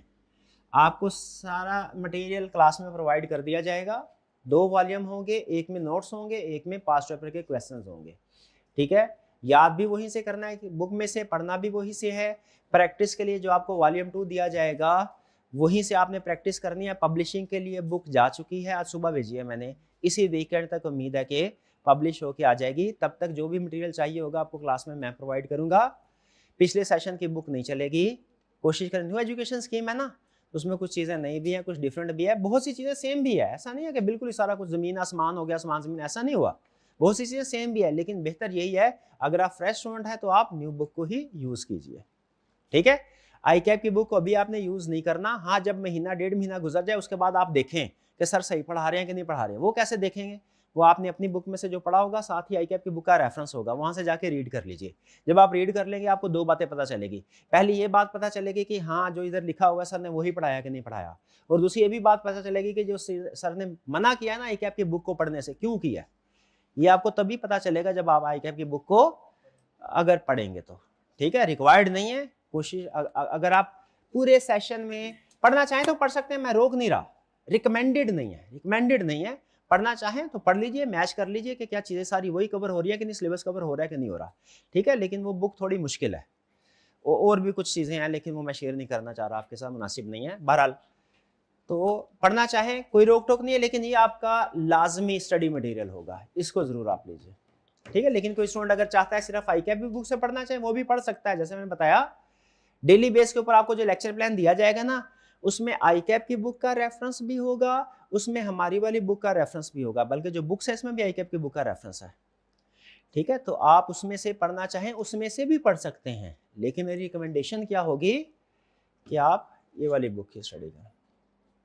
इसके अलावा क्या है जी, हाँ जी, मोस्ट इंपॉर्टेंट कंसेप्ट, हाँ, की टू सक्सेस इज बिल्कुल। कामयाबी ना कामयाबी आपको पता है ना, अल्लाह ताला के हाथ में, ना मेरे हाथ में है ना आपके हाथ में है। हम सिर्फ मेहनत कर सकते हैं, तो आपने उसके साथ खास तौर पे वालिदैन की दुआएं ज़रूर साथ में लानी है। नंबर ऑफ लेक्चर्स कितने होंगे हमारे, लगभग 105 के करीब लेक्चर्स होंगे। हर लेक्चर की ड्यूरेशन ऑफिशियली 1.5 घंटा है, लेकिन तकरीबन 1 घंटा 20 मिनट के लगभग का लेक्चर हुआ करेगा इफेक्टिवली। ठीक है, कंप्लीशन डेट क्या होगी, 31 जनवरी 2026। Learning curve will be A shaped. A shaped क्या है, ये डेट नोट कर लें, फिर आपने बार बार ये ऑनलाइन वाले स्टूडेंट पूछते होते हैं सर सिलेबस कब कंप्लीट होगा, सर सिलेबस कब कंप्लीट होगा। तो भैया अभी डेट मार्क कर लीजिए, 31 जनवरी 2026। यहाँ पे लिखा हुआ है लर्निंग कर्व ए शेप्ड होगा। ए शेप्ड का मतलब क्या है जी, ए शेप्ड का मतलब होता है, अगर फर्ज कीजिए मैं आपसे कहता हूँ ये रोड है, इस रोड के दरमियान में पहाड़ है, इस जगह पे खड़े हैं, पॉइंट ए पे पॉइंट सी पे जाना है। पॉइंट सी पे जाने के लिए आपके पास 4 महीने हैं, 4 महीने हैं। तो ये पॉइंट बी है सेंटर, पॉइंट बी तक पहुंचने में कितना टाइम लगेगा। हाँ, जो मैथ में स्ट्रॉन्ग है वो कहेंगे सर 2 महीने, आधा है, 2 महीने इधर 2 महीने इधर, नहीं। हाँ जी, जरा यहाँ जोर ज्यादा लगता है, शाबाश, ये चीज ये मैथ नहीं है, ये जजमेंट। यहाँ पे शुरू, क्योंकि मैंने यहाँ से आपको बेस बनानी है, यहाँ पे बेस बनाने में भी टाइम लगना है। और कुछ बात इस फेज में ऐसे कंसेप्ट होते हैं जो एडवांस वाले होते हैं, वो भी बेसिक लेवल पे इधर हम डिस्कस कर रहे होते हैं कुछ बेसिक कंसेप्ट। तो शुरू वाला 50% आपको पता है, कोई भी नई चीज सीखेंगे ना, कोई भी नई चीज सीखेंगे, ये रूल होता है, शुरू वाला 50% जो है वो थोड़ा मुश्किल होता है। तो यहाँ पे हमारे लगभग 2.5 महीने लगेंगे, यहाँ पे हमारा लगभग 1.5 महीना लगेगा। ये मैं अभी इस वक्त बता रहा हूँ कि कहीं ऐसा ना हो कि जब हम इस फेज पे पहुंचे तो आप कहें सर भागम भाग कर रहे हैं। इसमें एक चैप्टर ऐसा भी आता है जो 1 दिन में करना होता है। तो बच्चा कहता है सर ने 1 दिन में 1 चैप्टर करो, सर शुरू में सर स्पीड स्लो रखी है, सर शुरू में बड़ा स्लो पढ़ाते हैं, एंड में भागम भाग 1 दिन में 1 चैप्टर। ये प्लानिंग है, ये प्लानिंग है। ठीक है, ये ऐसे ही चलेगा। ठीक है, सारे टॉपिक्स को हम एक ही स्पीड के साथ लेके नहीं चल सकते, कुछ इजी हैं, कुछ एग्जाम पॉइंट ऑफ से ज़्यादा मुश्किल है, उन पे ज़्यादा टाइम लगाना वगैरह वगैरह, बहुत सी चीज़ें होती हैं। तो इसलिए पहले से आपको बता रहा हूँ कहीं ऐसा ना हो बाद में आप कहें सर ने मजबूरी की वजह से किया, नहीं मजबूरी नहीं आई है, ये प्लानिंग है। ठीक है जी, लर्निंग कर्व होगी, मोड ऑफ ऑनलाइन लर्निंग क्या? हाँ, ये ऑनलाइन लर्निंग, ये ऑनलाइन वाले बच्चों के लिए मैं थोड़ा सा एक्सप्लेन कर दूं। अब हमारा सिस्टम क्या है? अच्छा, यूट्यूब पे अक्सर बच्चे पूछते हैं सर वो यूट्यूब वाले लेक्चर्स ले लें। अच्छा, इस वक्त ना इंटरेस्टिंगली 3 ऑप्शंस हैं बच्चों के पास। एक है यूट्यूब पे कुछ लेक्चर्स पढ़े, ऐसे पढ़े होते हैं ना, ओके, सारे पढ़े, बिल्कुल बिल्कुल ठीक है, बिल्कुल प्रीवियस सेशन के सारे पढ़े हुए। एक है ऑफिशियल जो कॉलेज की तरफ से। एक और भी कैटेगरी आई है कि कुछ लोगों ने वो चोरी करके ना अलग अपना ही पोर्टल बनाया हुआ है। हाँ, अच्छा, 2000 रुपया लेते हैं, वो कोई 1000 ले रहा होगा, 2000 3000। अच्छा, इस तरह के फ्रॉड ना कई जगहों पे होते हैं, कई जगहों पे होते हैं। एक चीज हमेशा याद रखिएगा, एक मुहावरा होता है जिंदगी में, पूरी जिंदगी में, too good to be true. ये कभी आपने सुना है मुहावरा? चीजें जब इतनी अच्छी हो ना कि नाकाबिले यकीन हो, तो आपने हमेशा उस चीज से अपने आप को अलग कर देना है। ठीक है, उस चीज से अपने आप को अलग कर देना है। बाज़ औक़ात लोग कुछ स्कैम करते हैं, पैसे पूसे इकट्ठे करके निकल जाते हैं। ठीक है, आप बाकी आप खुद समझदार हैं, तो आप कोशिश करें कि इस तरफ ना जाएं। हाँ, अगर कोई स्टूडेंट ऐसे भी होते हैं अफोर्ड नहीं कर पाते, ये होते हैं।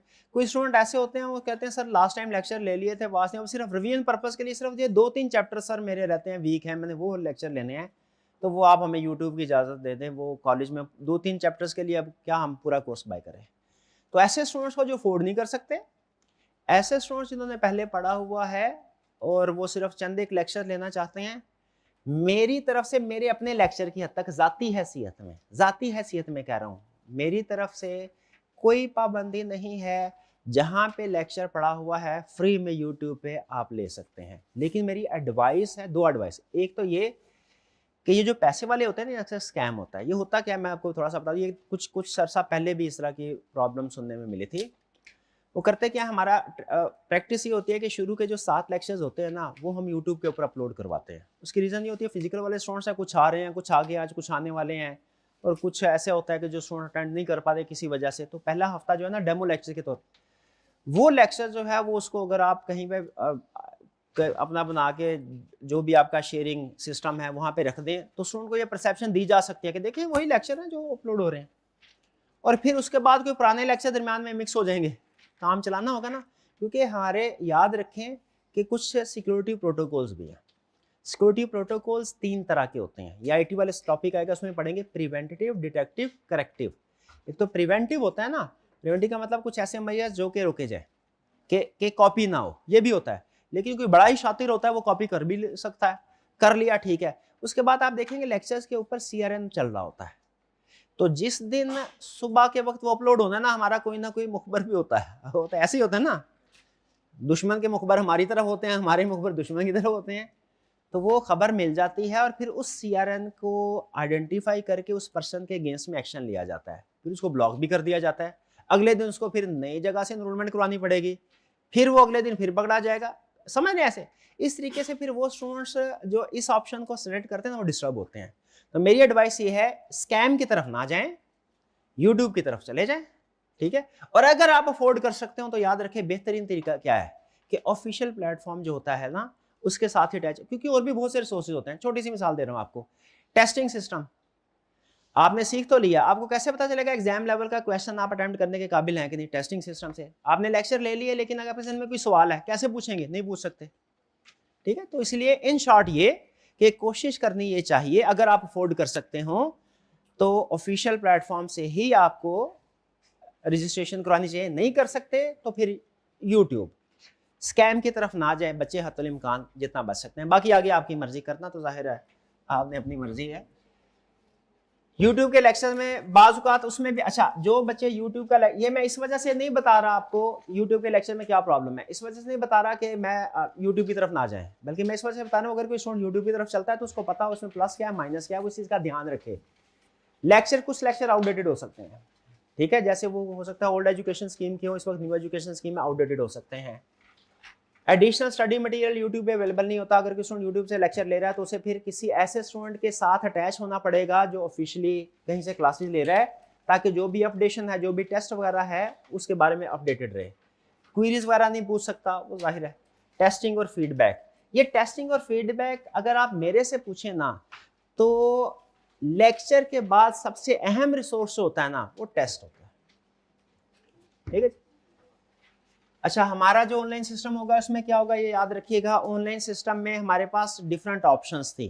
ठीक है, जब मैंने डिसाइड किया मुझे किस तरीके से चलना चाहिए, एक ऑप्शन ये होती है जो कि कॉमनली वो भी चलती है, प्रॉब्लम उसमें नहीं है, लेकिन पर्सनल लाइक्स डिसलाइक का मसला है। वो एक ऑप्शन ये होती है कि मैं कंप्यूटर पे बैठ के ऑनलाइन वाले स्टूडेंट्स के साथ अपनी स्क्रीन शेयर करूं और उसके मुताबिक आपको कंसेप्ट समझाऊं। वो कंपैरेटिवली मुझे ये लगता है, मेरा ज़ाती ख्याल ये है कि वो थोड़ा मुझे ईजी लगता है कि बैठ के उस्ताद ने लेक्चर लेने होते हैं, लेकिन उसमें ना एक टिपिकल क्लासरूम की फीलिंग नहीं आती।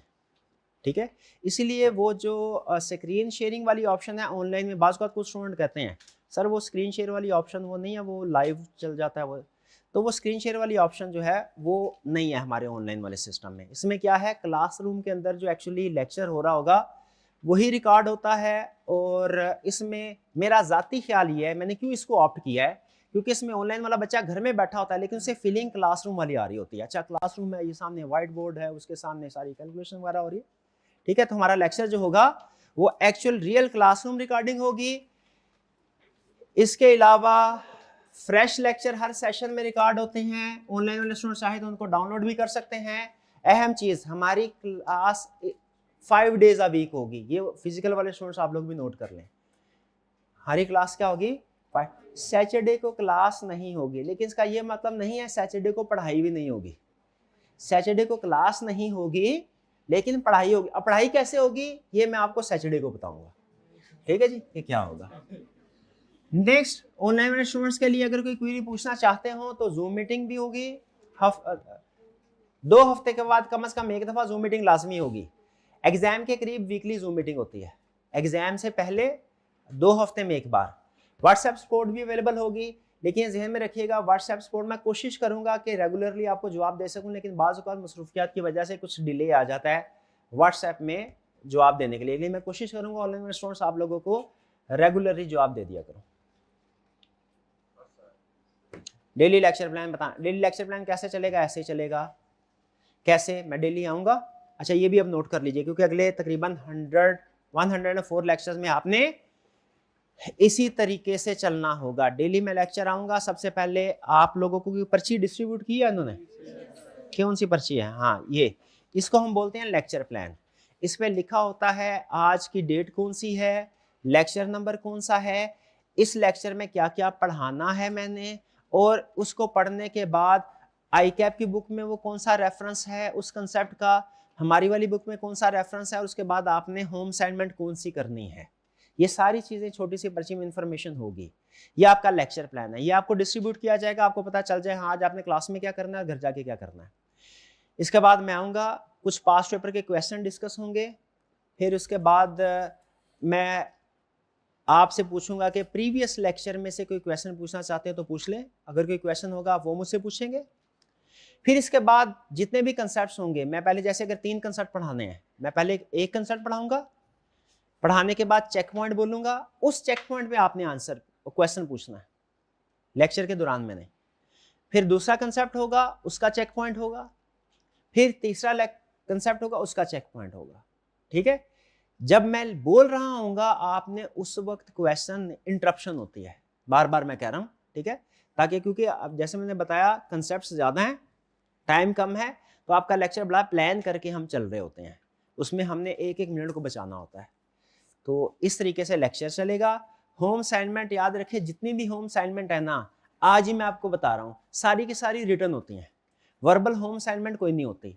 तो अगर किसी स्टूडेंट ने ये बोला सर और लिखा ही नहीं हुआ था कि रिटर्न है कि वर्बल है, तो मैं बस पढ़ के आया हूँ, तो इसका मतलब मैं क्या अज्यूम करूंगा, उसने असाइनमेंट नहीं की। और अगर किसी स्टूडेंट ने कहा सर असाइनमेंट की तो है लेकिन मेरा रजिस्टर हॉस्टल रह गया, लाइब्रेरी रह गया, कि इधर उधर हो गया है, तो इसका मतलब भी क्या लिया जाएगा कि उसने असाइनमेंट नहीं की। ठीक है, असाइनमेंट आपने करनी है। अगर आप 1 घंटा लगा के असाइनमेंट करेंगे तो 5 मिनट लगा के अगर कहीं इधर उधर पड़ी हुई है तो उसे ढूंढ के साथ लेके आइएगा। अभी नहीं, ओके भाई, अभी कहाँ। टेस्टिंग सिस्टम याद रखिए। अच्छा, टेस्टिंग सिस्टम ये एक बड़ा अहम फीचर है, मैं आपके साथ शेयर कर रहा हूँ। बस ये आखिरी बात आज की, इसके बाद बस स्टार्ट से पिछले कई साल, तकरीबन 3-4 साल पहले तक टेस्टिंग सिस्टम मेरे लिए एक बड़ा प्रॉब्लम हुआ करता था। प्रॉब्लम उसमें ये होती थी कि हर स्टूडेंट एक्सपेक्ट करता है कि जो उसने टेस्ट में लिखा हुआ है ना, उसका एक एक लफ्ज़ पढ़ के उसके ऊपर फीडबैक दिया जाए। ठीक है, बज़ाहिर लगता है कि बड़ी अच्छी बात है, ऐसा होना भी चाहिए, लेकिन आपको पता है ऐसा हो नहीं पाता, क्योंकि स्टूडेंट्स की तादाद ज़्यादा होती है और पूरा एक स्टूडेंट का एक अगर टेस्ट अच्छे तरीके से लिखा जाए, 1 घंटे का जो 33 मार्क्स का टेस्ट होता है, उसको चेक करते हुए लगभग 1 घंटा निकल ही जाता है, अगर उसका एक एक लफ्ज़ पढ़ा जाए अच्छे तरीके, और फिर उसको फीडबैक भी दिया जाए कि ये गलत है, इसको ऐसे नहीं ऐसे करना चाहिए, इसको ऐसे नहीं ऐसे करना चाहिए। उसके लिए फिर हम क्या करते थे कि टीम आउटसोर्स की होती थी हमने, टेस्ट चेकिंग टीम। ठीक है, उसको हम टेस्ट देते थे, आप लोगों को सोल्यूशन देते थे, आप लोगों के टेस्ट देते थे उनको, और वो मार्क करते थे, फीडबैक मिल जाया करता था आपको। लेकिन उसमें भी अमूमी तौर पे ये होता था कि स्टूडेंट के सामने क्वेश्चन आ जाता था, ये मैंने किया, और उसके मार्क्स आ जाते, भाई 5 में से 4 नंबर है।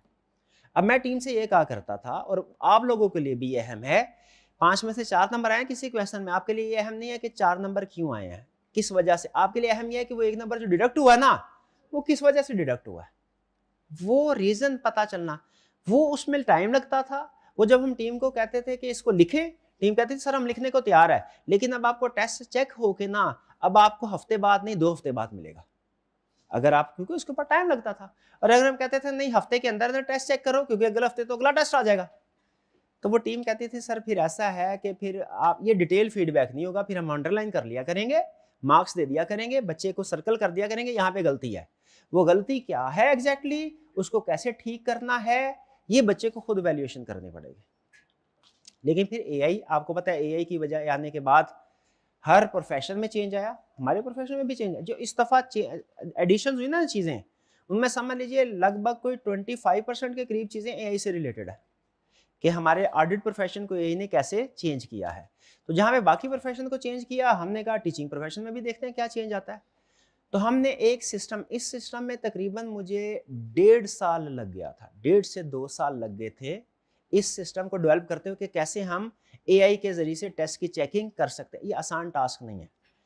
अच्छा, इसमें प्लस पॉइंट क्या है, इसमें प्लस पॉइंट ये है कि हर स्टूडेंट की एक एक लाइन, एक एक लफ्ज़ ये चेक करता है, उसके पीछे हम उसका पूरा हमने प्रॉम्प्ट दिया होता है, सारा मार्किंग प्लान दिया होता है, उसके मुताबिक वो चेक करके डिटेल फीडबैक देता है। आपके एक एक क्वेश्चन के ऊपर डिटेल फीडबैक होगा, आपने क्या ठीक किया है, क्या गलत किया है, जो गलत किया है उसे कैसे करेक्ट कर सकते हैं, सजेशंस भी होंगी साथ। ठीक है, आपका आधा नंबर भी कटेगा ना, 0.25 मार्क भी डिडक्ट होंगे ना, उसके साथ में रीजन लिखी होगी ये किस वजह से डिडक्ट हुआ है। ठीक है, बल्कि अब तो हम उससे अभी एक अगली नेक्स्ट स्टेज के ऊपर काम कर रहे हैं, मे बी इस सेशन में हम लॉन्च करें, वो ये कि अगर फर्ज कीजिए कि आपने 30 नंबर का पेपर दिया, उसमें आपके 22 नंबर आए हैं, 8 नंबर किस वजह से डिडक्ट हुए ये आपको पता चल गया। अब एक ऐसा सवाल क्रिएट किया जाए जो उन्हीं 8 मार्क्स वाले कंसेप्ट्स के ऊपर फोकस कर रहा हो जहां पे आपकी परफॉर्मेंस पुअर है। भी समझ रहे हैं? ठीक है, यानी मल्टीपल क्वेश्चंस में से जो आपने कंसेप्ट गलती की है, वो सारी गलतियों को इकट्ठा करके एक क्वेश्चन बनाएगा आपका। वो एक क्वेश्चन आपकी सारी कमियों को दूर कर देगा अगर आप उसको प्रैक्टिस करते हैं। और ये हर स्टूडेंट का क्वेश्चन डिफरेंट होगा। क्यों भला? क्योंकि इन्होंने कुछ और गलतियां होगी होंगी, इन्होंने कुछ और गलतियां की होंगी, उन भाईजान ने कुछ और गलतियां की होंगी। तो इस सेशन में हम कोशिश करेंगे मे बी हम इस लेवल तक पहुंच सकें, वरना नहीं तो कम से कम आपका टेस्ट चेकिंग इंशाल्लाह वो हम एक एक नंबर भी डिडक्ट होगा, उसका फीडबैक भी आपको मिलेगा, सजेशन भी आपको मिलेंगे। लेकिन स्टिल आपको पता है कि एआई जो है वो उसमें हेलुसिनेशन हो सकती, एरर हो सकते हैं, ज्यादा नहीं होते। ये बिल्कुल ऐसी है जैसे मैं कहूँ भाई आज के बाद कभी बाइक ना चलाना। क्यों ना चलाना? क्योंकि एक्सीडेंट हो सकता है। आप कहें सर तो फिर तो सारी मोटर बाइक जितनी भी है घर में हम रख लेते हैं, खड़ी कर देते हैं। एक्सीडेंट हो सकता है, लेकिन इसका चांस कितना है? बहुत कम। क्या उस चांस की वजह से बाइक चलाना छोड़ दें? नहीं, बल्कि बाइक को एहतियात से चलाएं। उसी तरीके से एआई जो है ना, याद रखें ये कैसा रिजल्ट देती है डिपेंड करता है उसको यूज करने वाला कौन है। ठीक है, उसका कितना एक्सपीरियंस है। तो उसमें अगर कोई गलती हो भी सकती है, मैं ये नहीं कह रहा कि वो परफेक्ट होता है। उसके लिए फिर हमने second layer of security protocol क्या सेट किया हुआ है, ह्यूमन एलिमेंट भी ऐड किया है। आपके जो टेस्ट होंगे वो एआई के बाद एक जो हमारा ह्यूमन होगा वो चेक करेगा। खास तौर पे वो ऐसे क्वेश्चन को चेक करता है जिनमें या तो सारे कंप्लीट परफेक्ट मार्क्स आए होते हैं या 0 मार्क्स आए होते हैं। इनमें गलती का चांस, इसको रीचेक करता है कि कहीं ऐसा तो नहीं कोई क्वेश्चन एआई ने चेक करने से छोड़ दिया, स्किप कर दिया हो। तो समझ रहे हैं, तो ये हमारा जो है टेस्टिंग सिस्टम होगा, ये बहुत प्लस समझ लीजिए प्रीमियम फीचर है, इसलिए आपने टेस्ट को जरूर अटेम्प्ट करना है। क्लियर जी?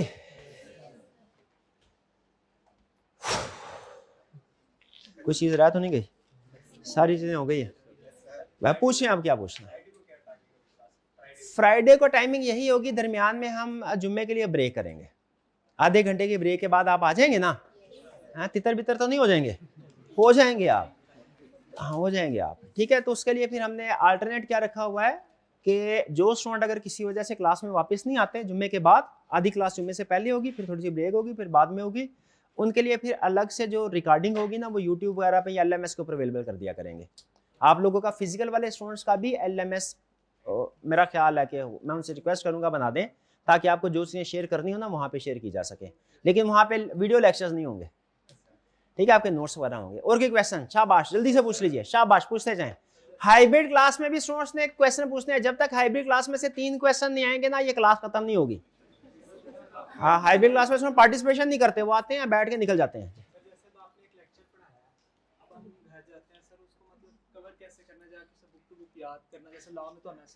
हाँ, करना क्या है, देखिए आपने स्टेप नंबर 1 इन्होंने कहा सर घर जाके कैसे पढ़ना है, तो सुन लें। आइडली क्या होना चाहिए मेरे ख्याल में, मेरा मशवरा, बाकी हर स्टूडेंट का अपना अपना स्टाइल होता है, क्लास में आए नोटबुक अपने सामने रखें। वैसे तो जो आपको बुक दी जाएगी याद रखिए, अगर आप पूरे सेशन के अंदर एक सवाल भी ना पूछें, सुनिएगा गौर से मेरी बात, पूरे सेशन में उस्ताद से एक सवाल भी ना पूछें, सिर्फ जो किताब में लिखा हुआ है वो कवर कर लें, आप इंशाल्लाह पास हो जाएंगे, ठीक है। लेकिन फिर भी आप क्वेश्चन पूछना बिल्कुल पूछें, लेकिन करना क्या है, बुक आपके सामने होगी, आपको लर्निंग ऑब्जेक्टिव बता दिया जाएगा, मैं क्लास में लेक्चर डिलीवर करूंगा, आपने सुनना है। जो चीज आपको मिसाल लगे ना अहम, कि ये अच्छी सर ने मिसाल दी है, ये बात अच्छी बताई है, उसको आप बुक के ऊपर लिख लें, घर जाएं बुक में से ही याद करें, ठीक है। घर जाएं क्या करें, बुक में से ही याद करें, और फिर याद करने के बाद प्रैक्टिस करें अलग से रजिस्टर के ऊपर वॉल्यूम 2 की केस स्टडीज की, ठीक है। कोई बहुत ज्यादा रजिस्टर बनाने की जरूरत नहीं है, अगर आप सिर्फ बुक को ही फॉलो करें मोर देन इनफ। लेकिन कुछ स्टूडेंट होते हैं वो कहते हैं सर हमने साथ में रजिस्टर में अपने नोट्स भी बनाने हैं, कोई माइंड मैप्स भी बनाने हैं, कोई जिस तरह ये आप ये एरो शेरो बना के डायग्राम बना के दे रहे होते हैं, जैसे आपने देखा होगा ये भी एक माइंड मैप, ठीक है, थोड़ा सा पेज आपके साथ शेयर किया गया होगा, इस तरह के बनाना चाहे बना सकते हैं, जरूरी नहीं है, जरूरी नहीं है। आपको जो बुक दी जाएगी उसमें हर वो चीज जो आपके पेपर अटेम्प्ट करने के लिए जरूरी है, हर चीज उसमें इंक्लूडेड है, एक लफ्ज भी उसमें ना एक्स्ट्रा लिखे तो फिर भी कोई प्रॉब्लम नहीं। लेकिन मेरा मशवरा यह है कि बुक क्लास में लेक्चर के दौरान में सामने रखा करें, ऑनलाइन वाले स्टूडेंट्स के लिए भी, और अगर कोई आपको बात लगे कि बड़ी अच्छी है, कोई एग्जाम्पल, कोई केस स्टडी, उसको उसके ऊपर ही नोट कर लिया करें। लेकिन याद रखें बुक के ऊपर बहुत ज्यादा चीजें ना लिखें, मैंने देखा कुछ स्टूडेंट ऐसे होते हैं वो 1 इंच जगह नहीं छोड़ते पूरे सफ़े के ऊपर, इतना ज़्यादा लिखा होता है, इतना ज़्यादा ना लिखा करें, कम लिखे, टू दी पॉइंट लिखे, ताकि आप फोकस्ड हो, ठीक है, फोकस्ड हो। सीफैप में होता यह है कि स्टैंडर्ड हम पढ़ाते हैं ना, आपके लेवल पे स्टैंडर्ड नहीं है, मतलब आपको कभी हम पढ़ेंगे तो स्टैंडर्ड, लेकिन आपने स्टैंडर्ड बाय नहीं करने, खोलने नहीं। सीफैप में ये होता है कि ओपन बुक होता है, वहाँ पे स्टैंडर्ड साथ में लेके जा सकते थे पहले, अब तो उसने थोड़ा उसको सॉफ्टवेयर बेस्ड कर दिया है, हाईलाइट करते थे। तो कुछ बच्चे क्या करते थे, हर चीज को हाईलाइट कर रहे होते थे, हर चीज को नहीं। हाईलाइट जब आपने करना होता है ना, अहम चीज अंडरलाइन, सिर्फ अहम चीजों को अंडरलाइन करना होता है, जितनी कम चीजों को अंडरलाइन करेंगे उतना ज्यादा फोकस, इसका मतलब उतना ज्यादा आपकी एनालिटिकल स्किल स्ट्रांग है। आपको पता है कि पूरे सेंटेंस में ये 2 लफ्ज काम के हैं, बाकी सिर्फ आई गई बात है। तो एक जगह पे क्या बड़ी अच्छी बात लिखी थी, उसने लिखा हुआ था when everyone is Superman no one is Superman, जब हर बंदा सुपरमैन होगा तो फिर कोई भी सुपर नहीं ना रहा, क्योंकि सुपरमैन होना तो ऑर्डिनरी हो गया। तो इस तरह मुझे बताइए, अगर कोई बच्चा नोट्स बनाते हुए हर लफ्ज को अंडरलाइन कर रहा है तो फिर इफेक्टिवली उसने कुछ भी अंडरलाइन नहीं किया, क्योंकि हर चीज एक बराबर हो गई। तो जब आपने नोट्स के ऊपर लिखना होता है, किताब के ऊपर लिखना होता है या अंडरलाइन करना होता है ना, याद रखिए सिर्फ 2-3 अल्फाज आपने लिखने हैं, मिनिमम अल्फाज, कम से कम अल्फाज में आपने उन कंसेप्ट को नोट्स वाले के ऊपर लिखना है। और कोई क्वेश्चन हाइब्रिड क्लास में बताइए, हाइब्रिड क्लास में क्या क्वेश्चन है, शाबाश जल्दी से पूछिए। हाइब्रिड क्लासरूम नंबर 4 में बताइए क्या क्वेश्चन है। नींद आ रही, कोई बात नहीं, पहला लेक्चर ऐसे ही होता है, बेफिक्र है, कोई नहीं, अब खत्म हो गया बस लेक्चर। जी मेरे भाई थोड़ा सा ऊंची बोलिएगा, मेरे भाई आवाज नहीं आ रही, थोड़ा सा इन्हें के ऊंची बोलिएगा। अभी भी नहीं मेरा भाई कौन, मेरे भाई को भूख लग रही है, थोड़ा सा ऊंची बोले। हमारे भाई जो है वो जरा इनको गाइड करें, करीब इनके मुंह के करीब रखे ना मेरे भाई।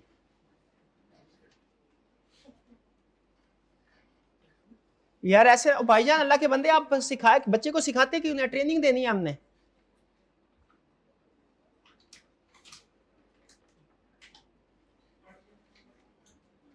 थोड़ा सा ऊंची, थोड़ा सा ऊंची। बताया कोई बात नहीं, ये मैं यही चीज टेस्ट करना चाह रहा हूं ना कि मैं बच्चे के साथ कनेक्ट कर पा रहा हूं कि नहीं।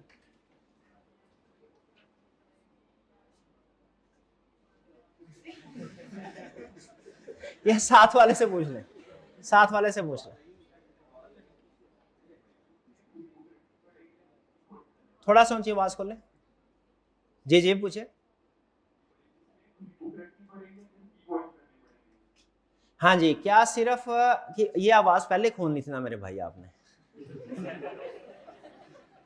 क्या पूरी बुक आपको याद करनी पड़ेगी या सिर्फ की पॉइंट्स याद करें। सिर्फ याद करने के लिए हम की पॉइंट्स सिर्फ याद करेंगे, रीड पूरी बुक करनी है, याद सिर्फ की पॉइंट्स करने हैं, ठीक है। उसका भी हम आपको बता देंगे कि आपने किस कंसेप्ट में क्या क्या याद करना है, वो मैं इंशाल्लाह आपको साथ साथ बताता रहूंगा, ठीक है। लेकिन याद रखिएगा एक एक लफ्ज याद नहीं करना, रट्टा जरूर लगाना है हमने, ठीक है। लेकिन किस चीज का रट्टा लगाना है वो मैं आपको बताऊंगा। मिनिमम सिर्फ उतना, जैसे आपको बताया आई कैप ने तकरीबन 20% के करीब बेटी 20-30% रिप्रोडक्शन वाले क्वेश्चन होंगे, तो हमने सिर्फ की कंसेप्ट को रट्टा लगाना, एक एक लफ्ज को रट्टा नहीं लगाना, एक एक चीज को नहीं। समझ लीजिए सिर्फ हेडिंग्स को याद करना है, बाकी कंटेंट आपने अंडरस्टैंड करना है और उसको केस स्टडी में अप्लाई करना सीखना है, ठीक है मेरे भाई। और कोई क्वेश्चन जी। ये लेक्चर आपको प्रिंट मिला, क्या ये डेली मिलेगा? नहीं, इसको हम बोलते हैं माइंड मैप। ये रिवीजन पर्पस के लिए यूज होता है, ये आपको हर चैप्टर का मिलेगा, ठीक है। यानी अगर एक चैप्टर 6 लेक्चर में कंप्लीट होना है तो आपको जो एक माइंड मैप मिलेगा वो 6 लेक्चर्स के लिए होगा, ठीक है। ये बेसिकली समरी होगी, इसको आप रिवीजन पर्पस के लिए भी यूज कर सकते हैं। क्या मेंटी क्विज होगा? मेंटी क्विज होगा मेंटी क्विज अच्छा होता है, अच्छा होता है। हाँ चलिए ठीक है, मेंटी क्विज में पैसे बढ़ा दें जी, 100 रुपया कर दें। नहीं पहले ही 100 है। अच्छा पहले 500 कर दें, चलें ठीक है। मेंटी का कर देते हैं 500 और आपकी फीस कर देते हैं 5 गुना, कितना होता है 18-5-90 फीस होगी आपकी, और 500 क्विज, 500 हो जाएगा, मसला ही कोई नहीं, कर देंगे जी कर देंगे। और 10 की बजाय 20 बच्चों को इनाम मिला करेगा, ठीक है ये नहीं ठीक है। और की क्वेश्चन 500 कर दें, 200 कर दें। हाँ जी सर, ये एक पासिंग परसेंटेज आपने बोर्ड पे लिखा है, क्लास का इससे मिलता जुलता ही होता है या बेहतर? क्लास, अच्छा इन्होंने कहा पासिंग परसेंटेज जो बोर्ड पे लिखा है क्लास का भी उतना ही होता है या उससे ज्यादा होता है? देखें एक हमारे ऑडिट में कंसेप्ट होता है सेल्फ रिव्यू थ्रेट और सेल्फ इंटरेस्ट थ्रेट। ये होता है कि जिस इंफॉर्मेशन से आपका फायदा होगा ना दूसरे को बताने में, वो आप इंफॉर्मेशन बढ़ा चढ़ा के बताएंगे। तो एक बल्कि या हुए एक आज अभी एक बात बताने वाला हूं,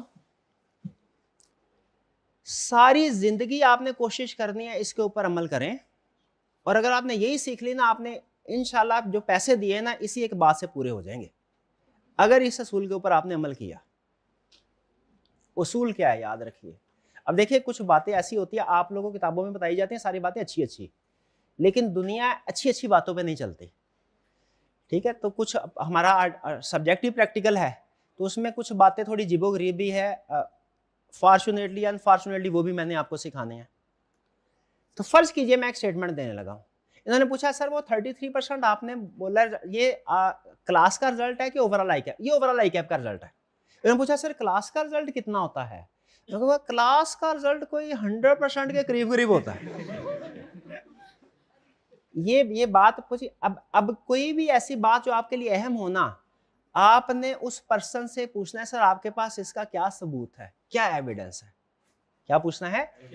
एक असूल जेल में रखिएगा, बस आज की आखिरी बात, ताकि घर वाले आपको पूछें कि ऑडिट सिखाने के लिए भेजा था, क्या सीख के आए, तो आपने उनको बताना है कि आज ने सर ने क्या सिखाया। एक तो मैंने आपको मिजाज बताया ऑडिट का, जो अहम चीज याद रखिएगा, जिंदगी में कभी किसी पे एतबार नहीं करना बगैर सबूत के, किसी पे एतबार नहीं करना बगैर सबूत, चाहे वो आपका भाई क्यों ना हो, किसी पे एतबार नहीं करना बगैर सबूत के, चाहे वो आपके वालिदैन क्यों ना हो। अब आपको लग रहा होगा सर क्या बात कर दी है।